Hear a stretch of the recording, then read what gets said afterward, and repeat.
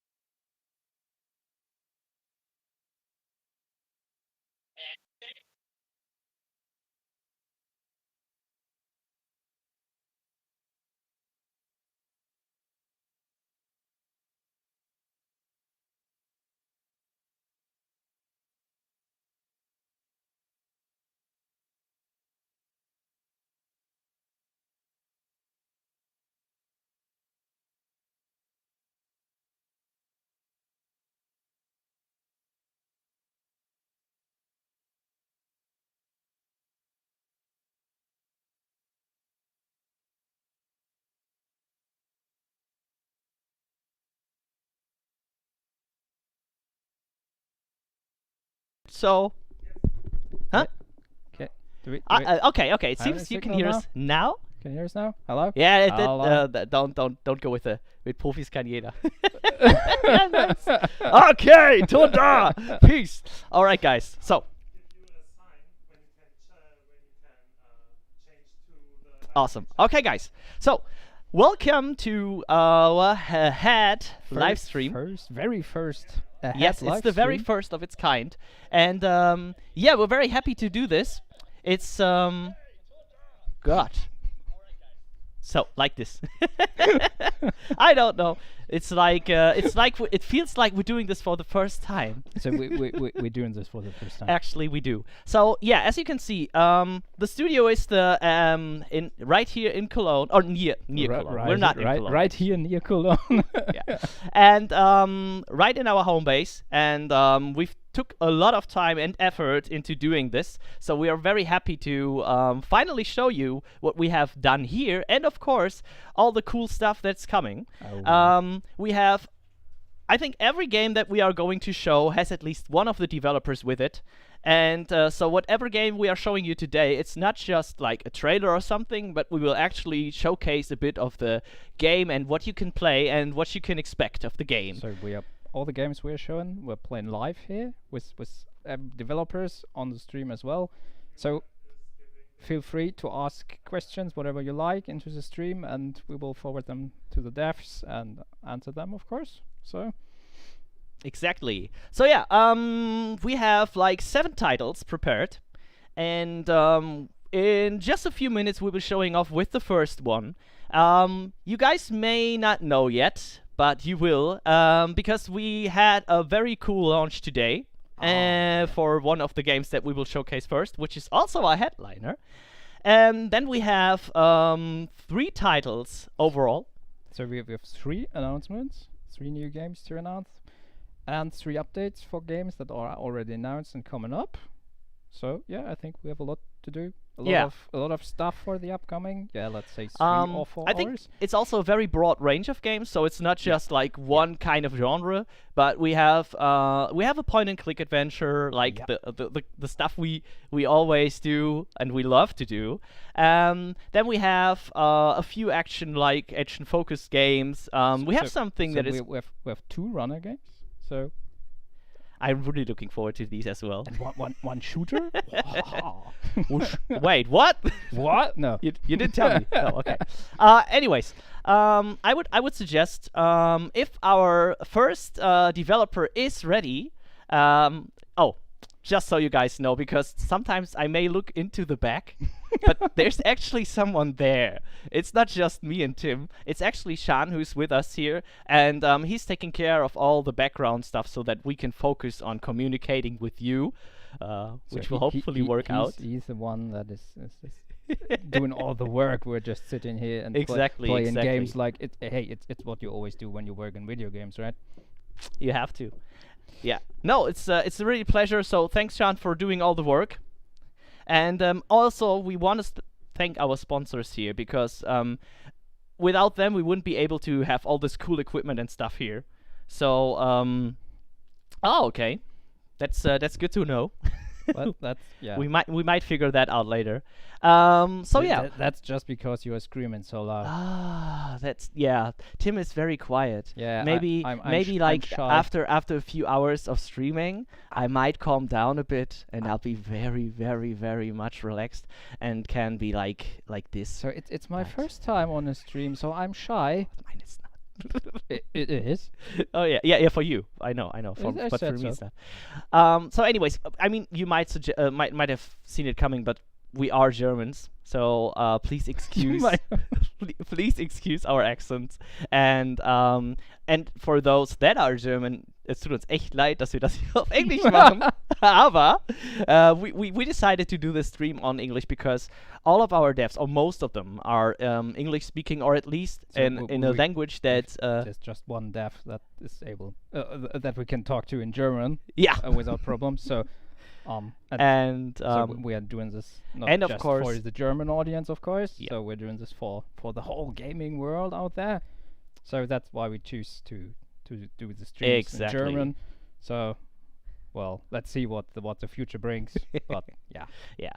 Oh, in accordance to the future, one more thing.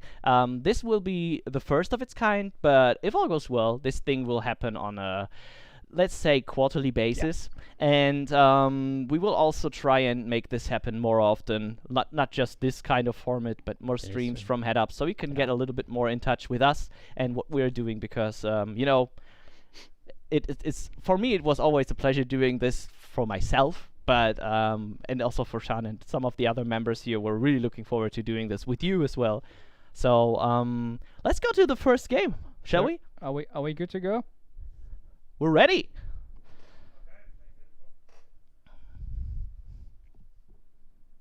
So kick the row, the Kannst du das?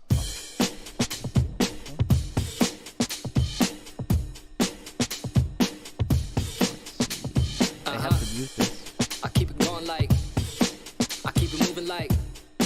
I keep Oh, it we've going been like- raided.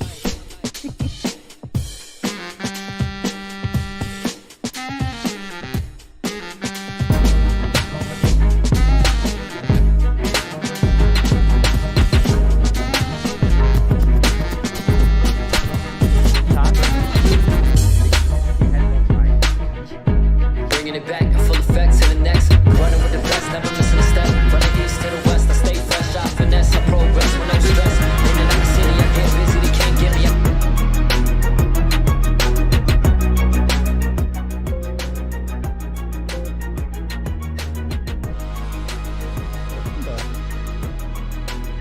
Nichts.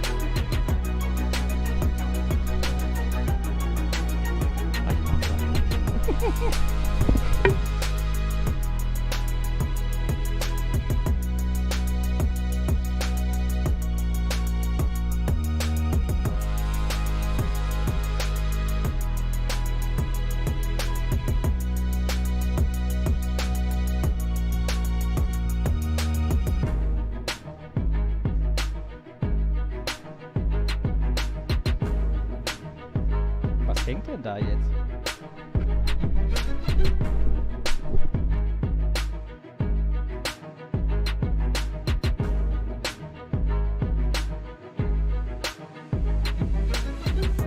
So let's see where we are with the camera and stuff.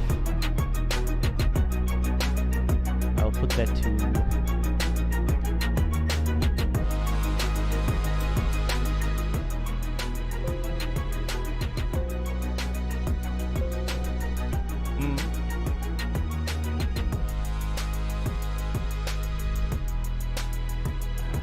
All right. No, der andere Livestream-Channel, der andere Channel.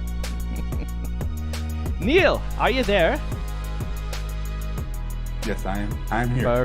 Perfect. Okay, let's see if we can make this happen here. Mhm. And then I give the control back to Sean. Okay. Awesome. So Okay, as, there we as- are. As always, for Let's the start very with the first food kind time. Yeah. So you can hear us both, right? Yes. Perfect. So how was the Xbox stream? Neil? it was cool. It was cool. It moved really fast. That's all. I need to pop this out. There we go. Chan, wait.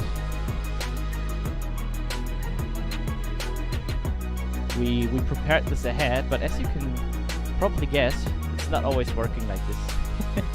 Nah, it's okay. What's not working now? It's not. Ah, yeah, I know why it's happening like this. There we go. No, Chan. Okay, awesome. Now you can. Oh, great. So we will. Can you check the OBS so that we are there? Can everyone hear us? Hello. Outside. Wait. Okay. Yeah. Awesome. Okay. So then,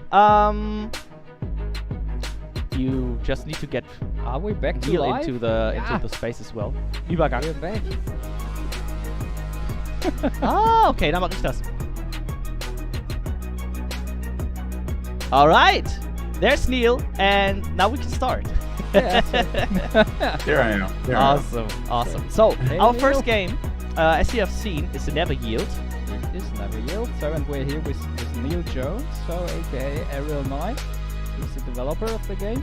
So, and well, so it's perfect timing for Never Yield because we launched the game like a few hours ago. And so, Neil, Yes. how are Very you? stressful. How are you feeling now? I'm good. It's out on everything now. All the links are working. Yeah. People seem to like it. The reviews are coming in pretty good. So yeah, Awesome. it's awesome. Nice. Great, great. And yeah, so I guess we will take a look into the game with you while talking about a few topics that we brought up. And So I have the honor to fail now. yes, Tim is going to play. I will go and talk with you. And yeah, we will start off, I guess, with the first section of the game and get a little bit into it. And so therefore, let me switch the camera. It seems like the sound is still a little bit loud on the game. Is it? We need to check this for now. Thanks everyone for telling us though, because this not always works. Okay. No, it should be fine. It should be fine. Yeah? Put it on 20. Gotcha. Up to 11. Awesome. Let's give it Okay. for 20. So there we go. This is what the game actually looks like. We will take a peek into what's happening there without the cams on us, and then we will get back and talk a little bit more about this. So Neil, I mean, this is like, is this your own first game? Yes, this is my own first time launching a game. In this capacity. That's awesome. It's been really interesting. Just the whole process from working at the wonderful people at Headup to Thanks, man. there's been a lot of early mornings or late nights for you, just sending messages back and forth on Discord. Of course. But I appreciate you all so much. Yeah, it's really came out very good, and I'm happy with it. A lot of people really love the music and the whole style of the game. So yeah. It's working out perfectly. Yeah, the soundtrack is awesome. Of course. I mean, it's where is this actually where you come from? So Yeah, the soundtrack Detroit. of this the Detroit area. Yeah, Detroit is where Motown was created. And Motown being Michael Jackson, Stevie Wonder, Aretha Franklin, all of those great people. So the city was kind of built on music after a while. So we kept that tradition going. Hopefully. Yeah, I mean, we have to see. But, well, we can see it for ourselves now. Sure. So just So start, should Tim, we and go? we can take a look into Can it. go into fail now. And So- As you can see, we have 3 different modes here. So 3 different difficulties. So which one should I try? I think let's try the hard mode for the hard ones. Are you sure, Tim? No, I'm not. I mean, the hard mode isn't that bad. Yeah, that's true. See, it's insane mode. That's the one you gotta work out on. Oh, that's good. Yeah. Yeah. I think I would probably go for insane, but probably at the second try or something. Yeah, the chat seems to vote insane. So Yeah. We're doing this later. Yeah, We're doing this exactly. later. After this one, you have to try it. yeah. So- For everybody in chat, once you beat the first level, you unlock, the different difficulty settings. The slow motion is really present in the normal mode, which was intentional for people who are, not really used to this kind of game. People who aren't used to playing games in general, or just want something really casual See? and laid Aw, back. Damn it. Come on, Tim. And you already died. This So, was just for showcase purpose. Yeah, no worries, no worries. So Tim is doing awful. Yes, we will judge Tim very harshly. Yeah. Oh no, Yeah. please. I think You it was better. a good choice to not go with insane for now. Yeah. Well. But yeah. the game is not just on PC, right? Oh no, the game's on everything. All the platforms, kinda. Yes. So all the consoles, Steam and Epic Game Store. Yeah, that is really cool. I mean, I'm not sure. Have Yes, we got talked it. about mobile stuff yet? What? Not Mobile? really. Yeah. I mean, I've not heard what you're talking about. yeah. We gotta see if people like. Hey, you can't talk about it. I can say whatever I want. True that. We, Damn it. we're gonna see how it goes. See how people like it.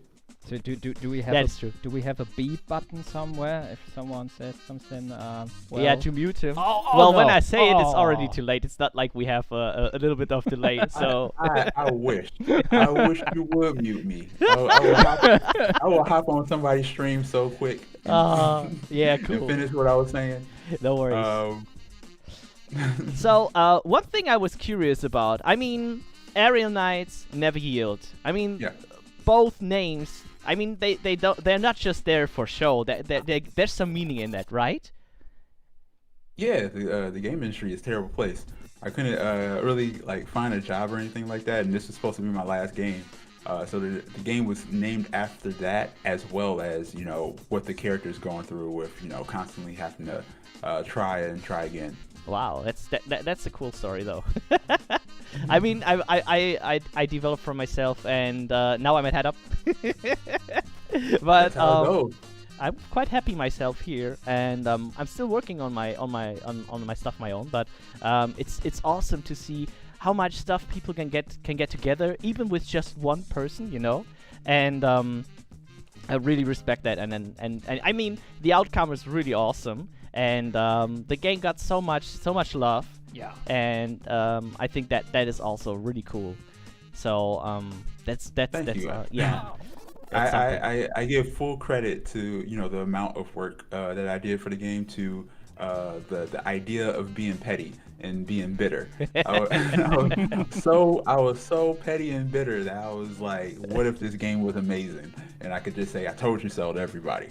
So it worked out. yeah, that's true. I mean, you can see it, and also you can hear it as well. I mean, the soundtrack, which we just talked about, it's really cool. It's awesome. Tim, I don't know what happened. Yeah, can you actually see live what's happening on Tim's screen right now? I died for the Yeah, first I pulled it up on another screen so I perfect, could watch them do terribly. Yeah. I This don't was know. not my fault. No worries. I'm just saying, Tim, we're trying to sell this game. You're making it look bad. You gotta- I think he's making you himself look bad. You can blame it on me. That's okay. I'm joking. But someone in the chat just said, "Spite is a powerful motivator," and I completely agree. That is totally true. That is Oh, totally true. I did a failure. I collected the coin. Oh no. I need Oh, to you collect cleared it!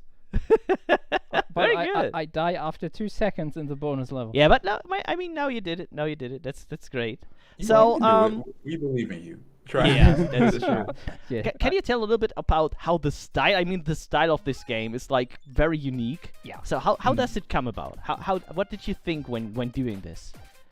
Absolutely nothing. This is You're so this weak. is just like Whoa. this was my natural art style. Wait, we gotta let Tim focus. Don't die, don't die, don't Tim, die. just don't This listen. level is so unfair. When the I don't know. It's a bonus level. It's not meant to, Yeah. be beaten. But Yeah. So nothing for me. I'm so wait, disappointed. what was your question? I'm You asked me a extremely question. The art style actually. So all the stuff. I mean, you've created and designed yourself. Like, I mean, when we look at your back wall, I mean, we can honestly Oh. see that there's a lot of designer in there. At least from my perspective. So Yeah. So I will give it a try now in the end. yeah. on the So insane this mode. game is like you probably. I mean, it seems like you drew a little bit of inspirations from cartoons and comics. Yeah, inspiration came from everything. Anime, stuff that I watched in the 90s growing up. The main character was based off of a lot of things. My uncle, he was based off of Axel Foley from the Beverly Hills Cop movies. Black game or cartoon characters from the 90s that you'll see in the outfits that you unlock. Yeah, it was just based on a lot of really cool stuff. Outfits? Yes. So I'm not sure if Tim will ever be able to unlock them in our short time though. What? But Hey, yeah, Tim's doing really good now. I'm surprised. I think he's Yeah. doing better. Oh, we shouldn't Don't have say said that. Oh. I was just in the flow. Yeah. Hey, chat, give it up for Tim. He's doing so good. It's- Oh! I'm proud. Ouch! Yeah. No, he's a good guy, and I think in due time he will make the best out of this as possible. He's on insane mode right now. Yeah, that's true. That's true. Okay. I didn't pay attention when he changed the mode. Oh, I should have. Oh, That's really cool. oh my god. Hmm. How should you be? Yeah, I mean, I just want everybody in the chat to know that Tim had access to this game for months. He had more than enough time to master this game, but he waited until now. I'm just doing this for showcase purpose. uh-oh. well, we can't do anything now. So, I mean, Never Yield is out now. So anything you want to share with us, like some things you are thinking about that come next? It's up to people buying the game. If there's enough support for the game, if you go out and buy the game and tweet about the game and just like the game, let Heads Up know, bother them all the time about a potential sequel or DLC. Maybe I'll get to make more of it. Maybe Head Up will let me make more of it. But it's up to the player. Yeah, that's true. So guys, you heard him. Support the game, support him, and support us, of course, and Right. support Tim. Support me, He needs yeah. support. Please, I need support. Yeah. No, I mean, as Neil already said, the game is out there on almost every platform. So you can get it wherever you want. And it's up now. It's out now, so you can even play it now, right now, while we are talking. And yeah. And if runners aren't your thing, we have a free demo out on the Nintendo Switch. Yeah. You can go check that out. And a lot of people have been really sending me really nice letters saying that they're normally not into runners, but this one felt really different and was accessible enough for them to give it a shot, and they enjoyed it. So That's true. Yeah. Let's do this. I think the now. game is a very accessible piece, and that's really cool. So Yeah. I know that from what I've heard from people, like for example, while checking our info account and people writing us mails about this, we had a few that said like, "Oh, my son is so much waiting for this to play, and he's a huge fan of these genres, and that game has this awesome style, and he's just so eager." I hope he will come and contact me again after he bought the game and see what his opinion about this is. But it seems like he will love it anyways.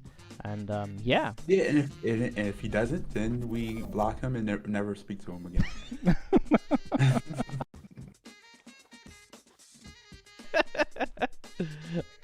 Great. Once again, awesome. Okay. I think we are coming like in a few minutes. We have to switch again, right? But we I'll have a little switch bit. to somebody else. Yeah, I'm not sure. I think we should watch a little bit more of what Tim is doing. Anything you want to tell the people out there from your perspective? Some things that you like to get rid of? Get rid of. My game's perfect. What do you mean? Not about the game. Something like what you want to say, like any message you want to get out there. Oh yeah. There's a lot of other black game developers specifically out there that is way better than me, that have been doing this for a lot longer than me, who've been looking for opportunities and just looking for support. So if you like Never Yield and if you like the things that I do, there's a lot of other people out there just like me, just trying to make cool games and have people play them. So I always suggest check out another game, as well as checking out mine, Aerial Knights Never Yield, on all platforms right now. Of course. Very cool. Very nice. Yeah. I think we should take that to heart, of course. Yeah, really cool. Well, Neil, thank you so much for showing us a little bit of the game. How far are we time-wise? Because this is the first time we're doing this. I don't know. Time is relative. Awesome. Oh, sorry. I meant something else. No worries, Neil. I just heard it. And Tim did it. Tim did it. So we have a few more minutes, right? Awesome, Neil. Okay, so let's get a little bit more into it and see how far Tim can get. Oh. Yeah. Yeah, let's see. What I really All think right, is this is the part where we start putting down bets on who's gonna die. Yeah. So the chat, if you wanna get a little bit of.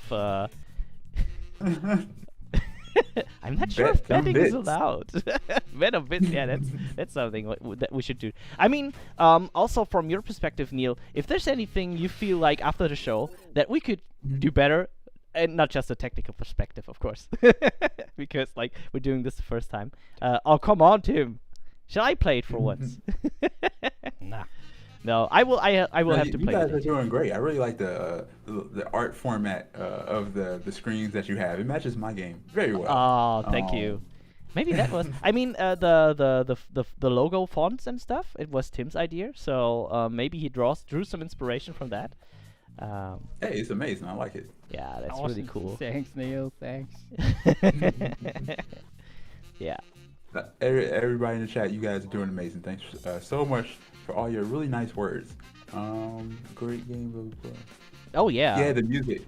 Man, I gotta give all the props to my friend Dan. I can't wait for you all to play the last level. That was the most complicated level, and it changes the mechanics just a little bit.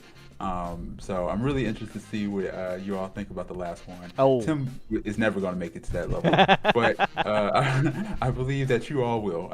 You can do it. Never yield. To be honest, Neil, I did already. Ah, You did? okay.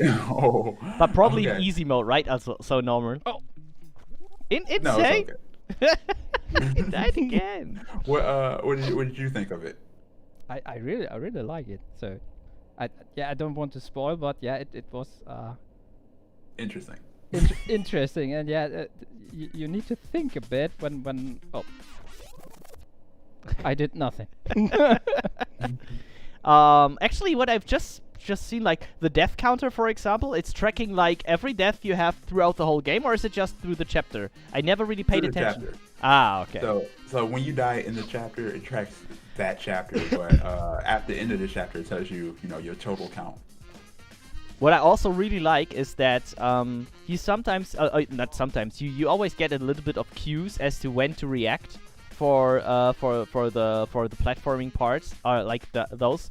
They are always highlighted, so you get to learn very fast as to should I jump, should I crouch, or like how to react to those obstacles. And this is like what I really thought was really nice. So even though the obstacles itself are different, you kind of know because of the coloring like what to do, and it still feels in shape. So it's not like it, you didn't paint everything red and it looks weird, but it perfectly fits the style. So Yeah, I know. Early on, when y'all first played it, I was like, "Man, you gotta do something about this, man." So it wasn't I always like appreciate this. Right, I appreciate the feedback that you all gave me early on about it, even though I didn't listen to like half of it. But I appreciate the Who does? all the feedback and support. Yeah, that's true. I know, like, for example, Dieter is he always has cool ideas about the games, but you always have to decide on if it makes sense for you to implement it, and not just in the perspective of if it's a cool implement or if it's a cool function for the game, but also can you make it time-wise, or and Yeah, and yeah, Dieter, 9 times out of 10, he's right. That sucks. I always, I can tell I you. always defer. I always just defer to him for most things. Yeah, no, that's true. That's true. I mean, he has a great view on things often, and so that it's good to listen to him sometimes. Oh, just in case someone doesn't know who Dieter is, it's like Dieter's our CEO, so we have to talk nicely about him. Well, y'all have to talk nicely. Yeah, you don't. Again, I do whatever I want. No. That's awesome. Yeah, no, that's the right approach, I think. No, I definitely I want that check for Never Yield too. So Dieter is amazing. He's my favorite person. Oh, that's what? nice. I call him family. Oh, Neil, by the way, how did you come to know us? Like, how did you? I'm not sure. I think it wasn't through me. So. Oh no, I was a part of this really awesome showcase hosted by Justin Woodward from The Mix. Dieter saw it and saw the game and saw my early demo prototype. Oh, did you? And reached out and wrote this really nice letter to me that pretty much summed up exactly what I wanted to do with the game, and we just worked something out. So Great, yeah. I've been like part of the mix sessions for a few times. Like they did once one for the Chinese and Taiwanese people or developers. That was really cool. They also had like a kind of great projects, and I think we're supporting the mix for quite some time now, and we're always getting to see so much love from them, and just in case, I mean, there's another event coming up in the next month where we also will be part of with a few titles. So that's really cool. Nice, Tim. So that was nice. Tim did insane.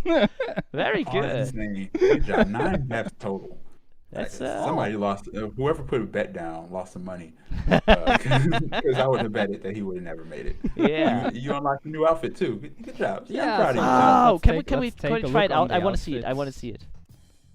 Okay, you gotta go to. I love costumes and stuff. Like. So, I unlocked 2 outfits. Oh, already. okay. Let's see So them. which one do we have here? It's the So we're not spoiling 33. too much. There's like.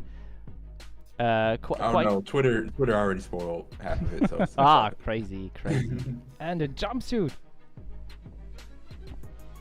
Okay, cool. Oh yeah, let's do that one. I need the fail suit. Fails. Why don't we have it? I don't know. You need to add another outfit when the player dies like 100 times while playing the game, so he unlocks a fail suit. Tim suit in that case. Tim suit. Hey, you gotta write all these ideas down. So Damn you it. Pitch it. for the Let me DLC give me the or pencil. something. Oh yeah, here. Yeah, we have this cool IKEA pencils, of course. No product placement. Of course, IKEA. It's always IKEA. 5. Just because the pencils are for free there. Yeah, I gotta write that down. Tim failed. Oh, someone said a head outfit. That's a good one. Oh. I didn't think of that. We should have planned this out further. We could have made this work. Yeah, Oh, I yeah, mean, I definitely. can tell you that this making this all work, it was already quite the effort, and we didn't expect it to be as much as it was, and we're really happy with the outcome, and we're really happy that everyone like you from the devs that we are showcasing today is with us, and supporting us, and this is And awesome. also So we have a huge support from other Twitch streamers hosting us today. Well, thank you so much for hosting us and giving Yeah. us like the visibility and awareness we have now. yeah, And- it couldn't happen without everyone there. Can you switch to full screen again? Of course. Which full screen? So, like- Oh yeah, the cam full screen, right? Yes.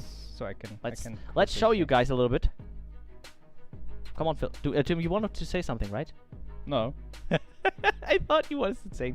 Okay. Well, what we wanted to say is that I mean, what you can see right now that I need to. Yeah, now I can see the camera point. So what you can see right now is that we have a lot of sponsoring there. We need to. I need to tell this though, that we have a bit of support from Razer for the Chromos systems that we're using right now, which is awesome. You can also see it in the back sometimes when we're using it. Sometimes. And that's really nice. And Yeah, we also have some cool support from partners. So it's not just Razer. It's as well. It's Intel and Nvidia as well. So thank you very much to the partners as well for supporting us. That's it. Okay, boom. Now we've done Did that. So Neil, thank you very much for Yeah. taking the time with us, showing the game. Hey, real quick. Yeah. Real quick. So on my Twitter, there's a sweepstakes going on. So you can win a custom Aerial Knights Never Yield Wait. Switch. Oh yeah. Post Yeah, the just go to link. my Post the link. go to my Twitter account and the links there, and just enter to win. It's Awesome. free stuff. Yeah. Do we have the link? Sean, can you post that link? Yeah, we will pull up the link in a few seconds and post it down for everyone so they know. Because you know what? We did one custom Nintendo Switch once for Schruberbrook. yeah. That also looked really awesome, and I love this stuff. So I have to take part, but I probably can't win. So You always Yeah, love Yeah. unique I- stuff. I can't win either. So yeah. Oh damn it! Didn't you order like 2 pieces? You should do that. Like We order should. We order should. order 2 and get one just for yourself, and then you can still say like there's only 2 of them. So Oh, that's the rule from now on. very good. Neil, and please drop the Yeti link in the chat as well. So maybe Oh yeah. if people are Gotcha. interested in, because this shirt looks so cool. So, and that's definitely worth it. All right, yeah, that's true. Just a second, Sean. Just a second. There we go. All right. So yeah, Neil. Once again, thank you so much for your time, and I hope you will relax now a little bit more. And yeah, let's see how the game will be doing in the next days.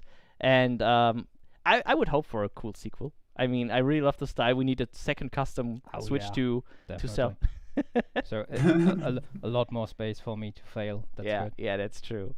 So yeah, once again, thank you so much, Neil. I think it's just how what time is it at your place? It's 2:30 p.m. Ah, So middle of the day for me. Yeah, like we should wrap up at some point today, usually, but not for us. We will start. We will still have a few hours ahead So of us. we just woke up. Ahead. Ahead. Awesome. So Neil, yeah, thank you once again, and have a good day then. Yeah. And, You too. I mean, we enjoy stay your in release touch. day, man. Yeah, great. Happy release day. Happy release day. Happy release day. Thanks so much. Awesome. Thank you too. Thanks, Bye Neil. bye. Bye. All right. So, So- our first game. Our first, that was our first game. Yeah. I'm not feeling that good. Because you lost so much. Well, let's talk about other topics, please. I mean, you have to play a little bit more. What about the weather outside? Oh, I'm not sure. We can't see it. Well, It's very dark in here. So no wonders about that. Yeah. So we got a first game shown, and the What's- next one will be a Oh, pretty sneaky. Mm, Sneaky. yeah, a pretty cool game that is kind of like Aerial Knights Never Yield. Maybe you should. They are in the same genre. Maybe you need to run. don't know. I don't know. I wouldn't. No, don't tell me. Oh, Is it that game? what? That? What game are we talking about? I don't know. Okay. I thought you knew. No. Okay, so but anyways, our next game will be also a runner, and this is the first announcement for today. So a game that most of you guys haven't seen yet. So let's say world premiere. World premiere. And in that case, how should we start with the trailer? Shall we start? Yeah, I think. Shall we start? Sean says yes. Sean says yes. Let's go. Oh wait.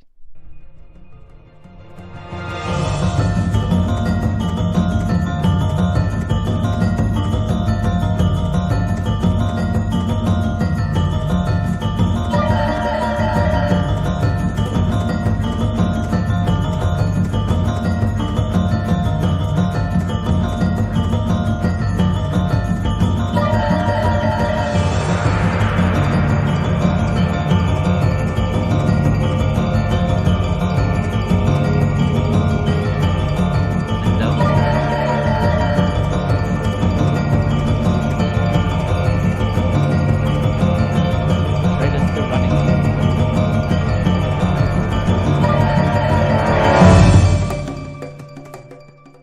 Excuse us for the janky setup.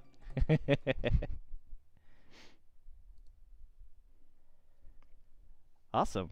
Okay, let's move over then, and yeah, chat, please be so kind. Tell us if you can see our cool supports. Oh wait, this thing with the hands. They're over there on the right. Yeah, and with us are two very awesome people from a country actually far away from us, at least. So I think it's very late night for them now. Yeah, guys, what time is it at your place? It's 2 in the morning. Oh my god. Yes. So thanks for being part of this so late at night. Yeah, for you. awesome, guys. Thanks a lot. So yeah, with us is Irfan and Yusua. Is that spelled correctly? Yeah, sure. I would probably never be able. Okay.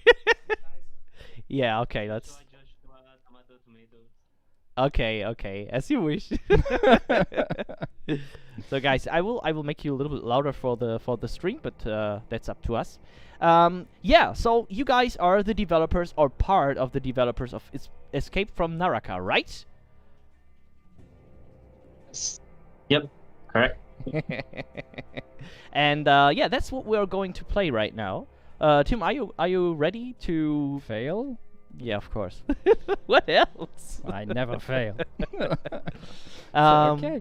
So yeah, please can you describe in a nutshell what Escape from Naraka is? Hello, Irfan here. Escape from Naraka is a 3D platformer survival game. You'll travel to an exotic realm. Beautiful realm. It's hell actually, but it's beautiful like a hotel. Yeah. Collecting crystals and secret, find magic skill, and these magic skills, it will help you throughout the levels. And also you need to find the secrets to open secrets level. Ooh. Spoiler over there. Yeah. And yeah, you might die several times, but don't worry, because you have unlimited life. Ah, okay. If you like, Good for you, if Tim. you like speedrun game, this game is for you. Awesome. So should I start dying? Why not ask Irfan and Yusua? I Our start. name is Twitch, by the way. Oh yeah. Ah. In the screen.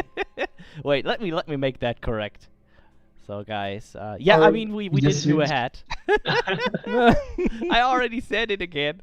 Okay. Yeah, Tim. So please Let's move forward, start. and I will switch the names. There you go. It's Oh, there's a 5-second delay. There you go.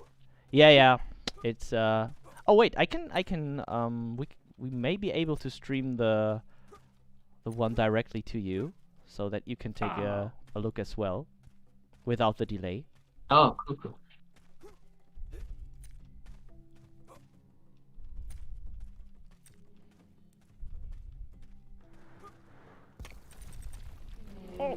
no. Nope, it's still not showing. You Ah. gotta watch the tree. Okay, awesome. I got hit. So I think the game is pretty dark. Would you guys care to explain a little bit about where this game is based? So where's the scenery and the setting of this game? Where is that? So the culture in this game based on Balinese culture. I spent a month in Bali to learn the art culture and the stories. I took some photos. First, the game reference. Bali, or the local call it the island of God. Oh. Oh my God, Whoa. the monsters. I'm sorry, it's distract me. Go team, go team. Yeah. Yeah. In Bali, they have so many local stories like legends, folklore, or the story of ghosts, monsters, the spirit world, magic, and many more. And what's perfect media to tell this story? I think it's game. Yeah, that's true. I feel the same. So what's the reason why I collected this mask piece a few seconds ago? Oh, this mask. This mask is the secret item, or we call it artifact. Actually, that's a real thing. I have it here. Is that actually an enemy in there? It is. Good thing he's locked up. Not for long. Yeah. Oh my God! Don't say that. So you're not just running for fun, right? Yeah, Whoa. yeah. Based on the title suggests, we're basically running to escape Mm. from Naraka, which is hell. In like few language, including Indonesian, Naraka or Naraka means hell. Mm. So yeah, this is basically escape from hell. Yeah. See, that's where I came from. That's true. Why couldn't I? So it's not just. I mean, what we can see is that it's also a little bit more puzzle based, right? So you have to fight your way through what also seems a little bit like a labyrinth, right? Yep.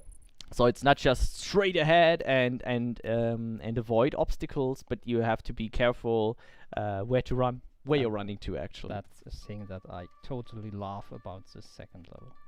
Yeah, exactly. It's not just running, but you need to find the secret area also, because you will not find the secret items easily, because it's kind of sneaky. We put the items. The first one was just a tutorial. Ah, The okay. next it will not be that obvious. The next level. That's really Oh. cool. So you have to. Do you have to collect all the shards that you can see right now? It's not an obligation though to collect all the crystals, but if you want to have a high score, I think yeah, you need to, because we will have leaderboard later. Ah, okay. Looking forward to that. And what I can see right now is that it's not like while you're running, you always have these obstacles, but instead of just running, you can try and freeze stuff, right? And the cool thing is that you have two ways. One more easy way, like this one on the left. I could just run here, crouch there, and I'm at the exit point. Or you have a harder way, so let's just turn to the right here. Mm. Then I'm More in- crystals. Yes, crystals and more risk. More reward, though. Oh, Yeah. ouch! But that. Oh no! that Oh no! Is that your first death? 1 damage. This was my first death. Oh no! Nice. He learned. He learned. He's getting better. That's good. Well, really nice. Really nice. Guys. No, when- team when- just showing how to die. It's very humble. I just Okay. show you guys out there how not to play this let's game. say it like that. Okay. How long have you been working on the game for already? I mean, it's like still a little bit until it comes out. But how long is the development already been? It's been a year now. Development on April last year. Yeah, Very just nice. after I came from Bali. Ah, nice. I will go there as soon as possible, actually. Not now though. Maybe I can tell you a small story. So I was planning to spend 1 month there, but I end up only spend like Secret. 3 weeks and a Yeah. half because of the corona started. So when I try to take pictures in Bali for the statue and the art, the police just stopped me in the middle of nowhere and they asked me to go back because hey, it's a lockdown. Yeah. Ah, damn But, it. but luckily, I have enough reference for the game. So what you see here, most of the environment are exists in real life. Wow. Okay. I really have to go there as soon as possible then. Wow. I really like those temple structures and stuff. Did you saw this big guy? Yeah, there was like an elephant-like creature, which is. Whoa. Oh, okay. He's seeing you. Holy. He I seems know from the trailer. I just say it's from the trailer that there's at least one more of these big guys waiting for you. So Who how big- knows? Maybe more. Very cool. How big is the team actually? I mean, it's you two guys talking with us right now, but I think the development team itself is a bit bigger, right? It's There are three of us. There is here Joshua, the environment artist, and the designer also. And one of them, I think he's sleeping. Arthur is the programmer and designer also. Yeah, program And sleeping. me, the game director and 3D artist. Very cool, very cool. So, how do you guys go approach the soundtrack though? Chan says I'm playing the game all day. Hey. The soundtrack. Yeah. Oh yeah, it's a really cool soundtrack. Oh, the soundtrack is made by Johan. He's the guy or the composer who helped Pumpkin Jack game. Yeah, He's very good making the music. We love his music, and we will see because we have many levels, and each level have a different music, and you will enjoy the music while you play the game. So Julian, you can see this here, like when I finished the second level. Yeah. You can see, hey, I collected 91 of 96. Hey, you got from all the artifacts. crystals. I took damage 5 times. I played 3 minutes and 32 seconds, and I collected the artifact, and I get points for everything, and then I have this overall score. So at the you end could of have every done level. better in terms of timing probably, and you didn't collect all the crystals. And and I probably took damage. Yeah, and not taking damage is probably. So guys, is it always possible to avoid any damage, or are there like situations where you will not? It's possible, but it's impossible. You just need practice though. Just keep practicing. Keep practicing, yeah. Keep practicing. Someday you'll get there. Yeah, that's true. Yeah, because that's one important thing of the game. When you try the stages for the very first time, you will die a lot. And Even a no over hit time, range, I can you get put it. better and better. Yeah. And there's also more functionality in the game. Like we have this ice ball here. Heretic. So the next thing I collect now is a dash, because if I just jump, I can't reach. Can't jump over there, and so I need to dash over. And so this is the game combines this functionality. So Really cool, yeah. So how many like abilities are there actually, or are planned?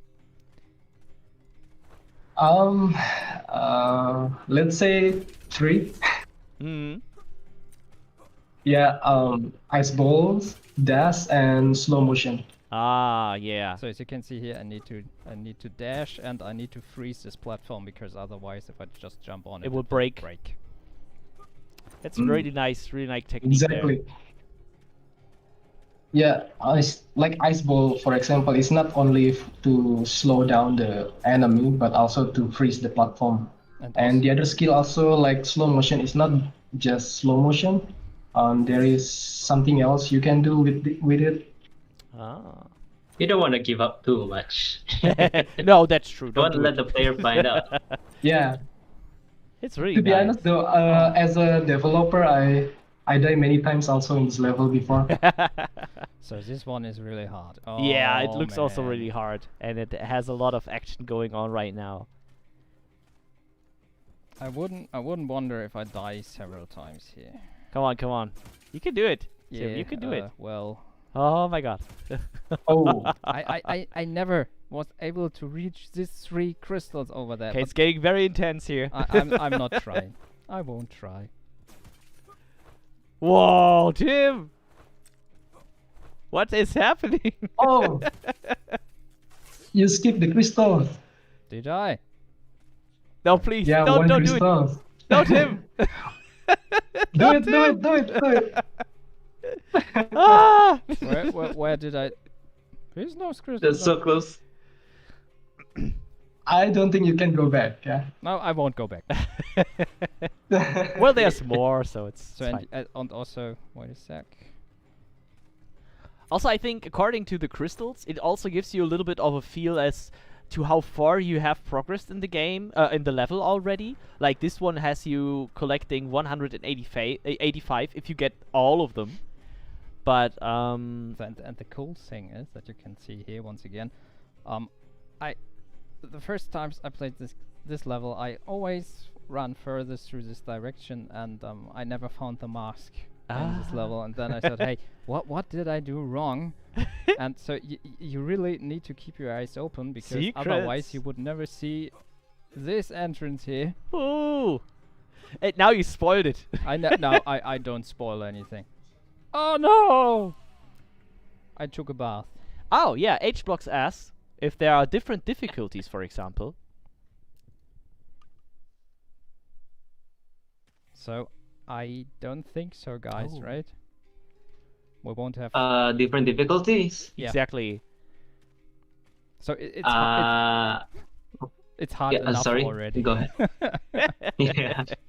So the way we approach the design for this game, actually, we want to create a sense of progress for the player. So like, the characters in the game will not get better, but you as a player will.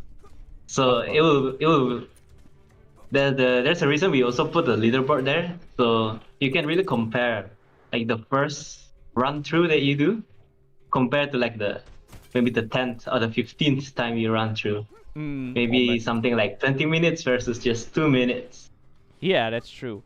And Lexis also had a question, because right now you're stepping over the platforms. So how are you able to see which platforms can crack and break down? Let me show you. Because this kind of platform, like this stone structure, this other platforms, that It's are very breaking thin as down. well. Yeah, it's very thin, and so you can make your way through without freezing the platforms. So you can freeze them, but you can also make your way through, like I did here, without. But It's you probably you need to jump directly to the next platform, because otherwise you would take a bath in warm lava. Yep. Oh yeah, there's the elephant again. Oh no no no!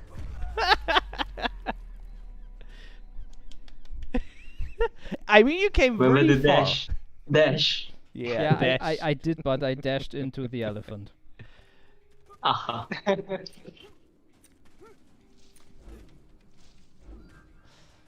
Yeah, talking again about the difficulty, the way we design the game, if you want to choose easy way, you just avoid all the crystals. That is Will be harder. God. Whew. Wow. But I guess based on the feedback, we could make something of like a one life run. Oh. So yeah, it's like the old school game where you only have like one hit. So once you hit, it's over. You have to reset from level 1. We'll Wow, see. okay. Yeah, people don't give them weird ideas. Very cool. Yeah. I Well, really no. think like I think the bosses, like these big creatures, are really cool addition. You usually don't see that much in a game that's more based on running. Yeah. So it's more like an explorational runner. So combination of exploration, runner, and platformer Exactly. as well. So it's not that fast like Seum, for example. Yeah. So, but also you have a lot of secrets in this levels as well, because if you want to collect all the crystals in the level, you have to keep your eyes open. I can show you in a second, because I just found this platform here by accident, because I fell from this platform. So And what's so it's breaking. I can go down here. A lot of crystals in here, but well, no, one of the enemies once again. Oh, you didn't get all of them. Yeah, well, I don't care. Now Whoa! go down again and get these crystals, Tim. No, I won't. Tim is in his element. Yep.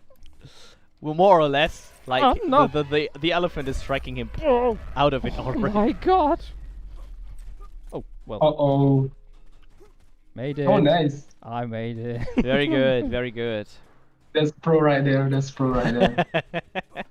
I mean, like our chat already said, Tim is playing this game all day. Chance. Oh no. It almost feel like you're trained already. Yeah. Oh. He trained hard for this one. Hammerfan 3, Tim 0. No, Right I think Hammerfant 6. Well, I skipped this crystal. There. No, I don't skip it. It's, Oh. yeah. Good thing he can get these letters up. Oh man, once again. Yeah. Let's see if you can make it now. Oh, So, no. if you start the level, there are checkpoints, right? So it's not so that you have to repeat the level completely, but you can you always have like several checkpoints in between, right? Yeah. So this will be like one of those typical, I'd say, Crash Bandicoot kind of stuff. Yeah. So like, in one run, you'll have a few different checkpoints. So like if you die, if your current life runs out, you generally get teleported back to the nearest checkpoint. All right. Can you see the beautiful Tower of Death? Yeah. That's my favorite part Is of is the that level. blood gushing out of that one? No, that's lava, right? Please tell me it's lava. It's lava. Here's more blood coming out the more I die in the game.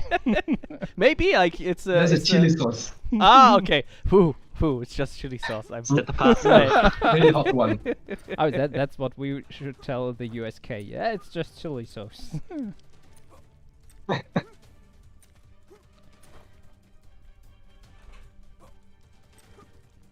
The turning of the tower is always something that also gives you really panic attacks.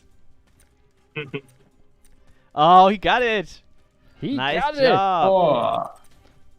Oh. it. Woo, bravo. Time.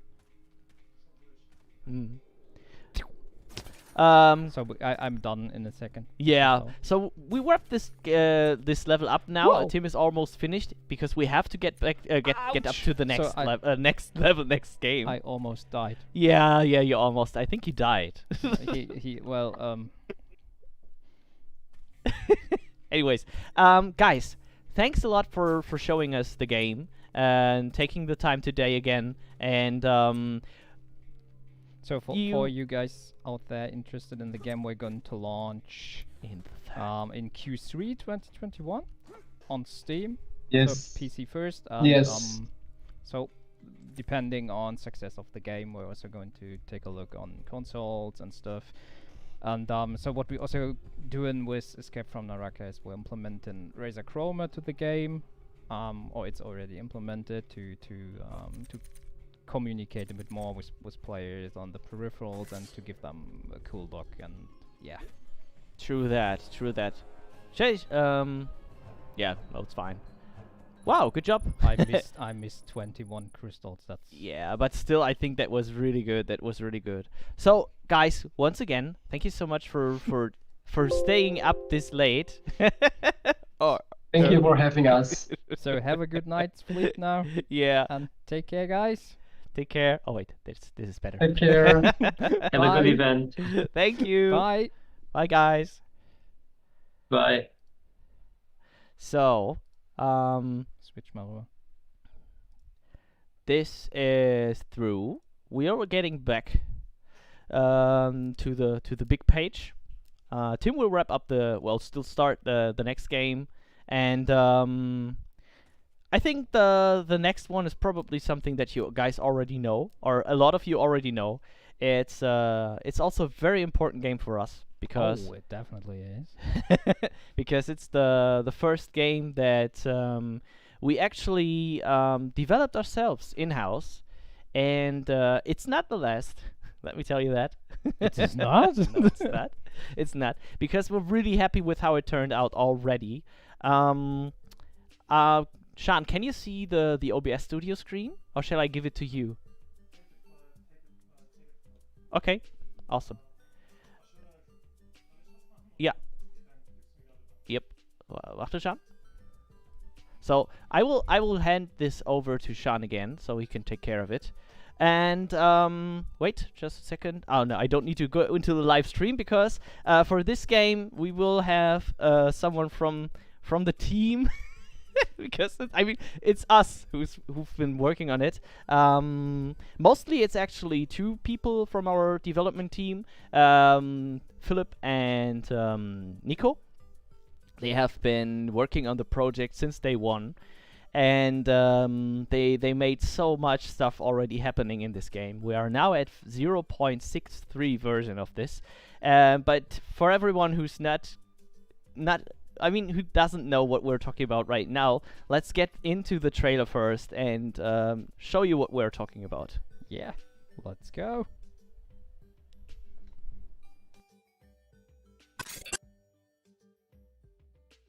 Once upon a time, there was a brave adventurer roaming the mythical forest in search of a new home. Sorry, I mean, two brothers went on a journey to explore. Actually, it was really three courageous tinkerers who lived together in the woods. They settled and lived a wonderful life, building their home, went hunting and defied any weather, and explored distant lands in search of new resources and hidden treasures. No, that's not what happened at all. Let me start over. Once upon a time, there was a young boy and his family living in a small village. Life was peaceful and quiet, and everybody was cheerful. And the people spent their life full of laughter and joy and cheerful activities. But Mom, this is so boring. Here is what really happened. Once upon a time, the mighty knights of Tinkertown lived in a beautiful castle. Yet the forces of evil threatened the land and all of its people. Little did they know that their biggest fight was yet to come. Come to Tinkertown. What world will you create?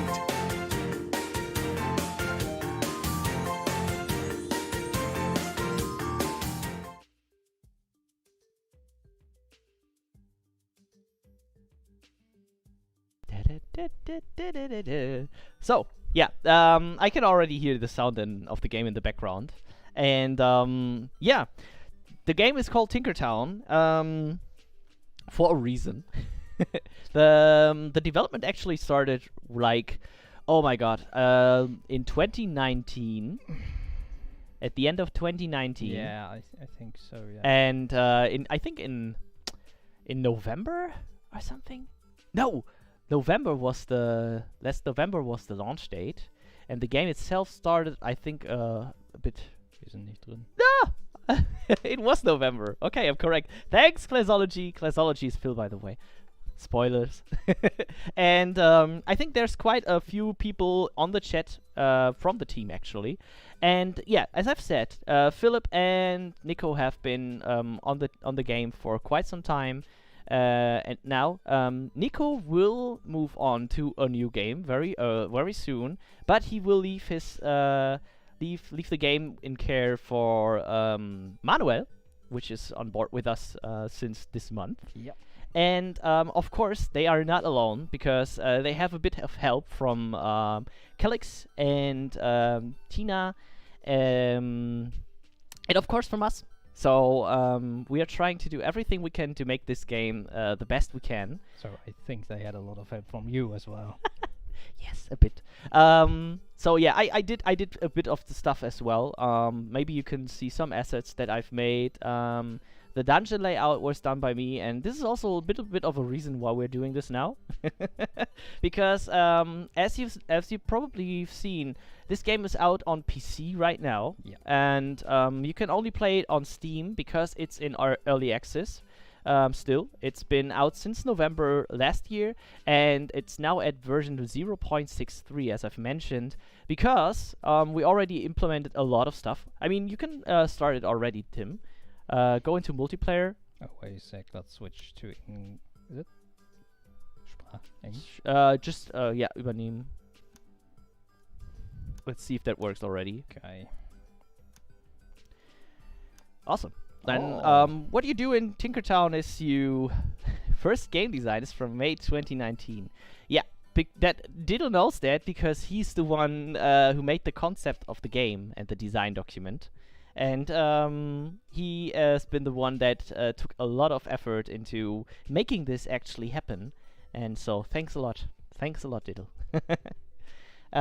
Because this is like really an awesome game that we took already a lot of time Let's into. call him Why are you Julian. calling it Julian? Okay. Julian has blue hair and he's naked. Yeah, I did a few of the hairstyles. Give me a female hairstyle. I did those. Female. Oh, I Julian. think I did that one as well. I'm not sure, 100% sure. But Okay, let's anyways, choose this one. yeah. Oh, So yeah, that's Julian. do you want to escape? Okay. So yeah, actually, let's go with red. I like the red one. Yes. Really? Looks like a Smurf. Then Let's take go. the purple one. It's also Purple? fine. Okay, perfect. So much for character creation. Even though it's not that many choices like you have in bigger games, you still have them.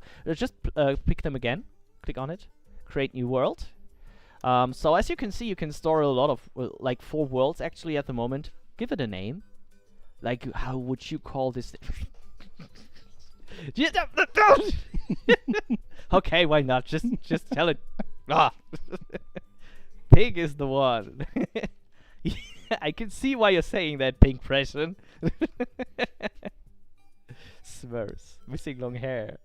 Ah, yeah, that's true. Well, no, we do have long hair, Manuel. We do have Pixel Manuel. We do have. Okay, create. You can actually put in a seed when you go on our Discord.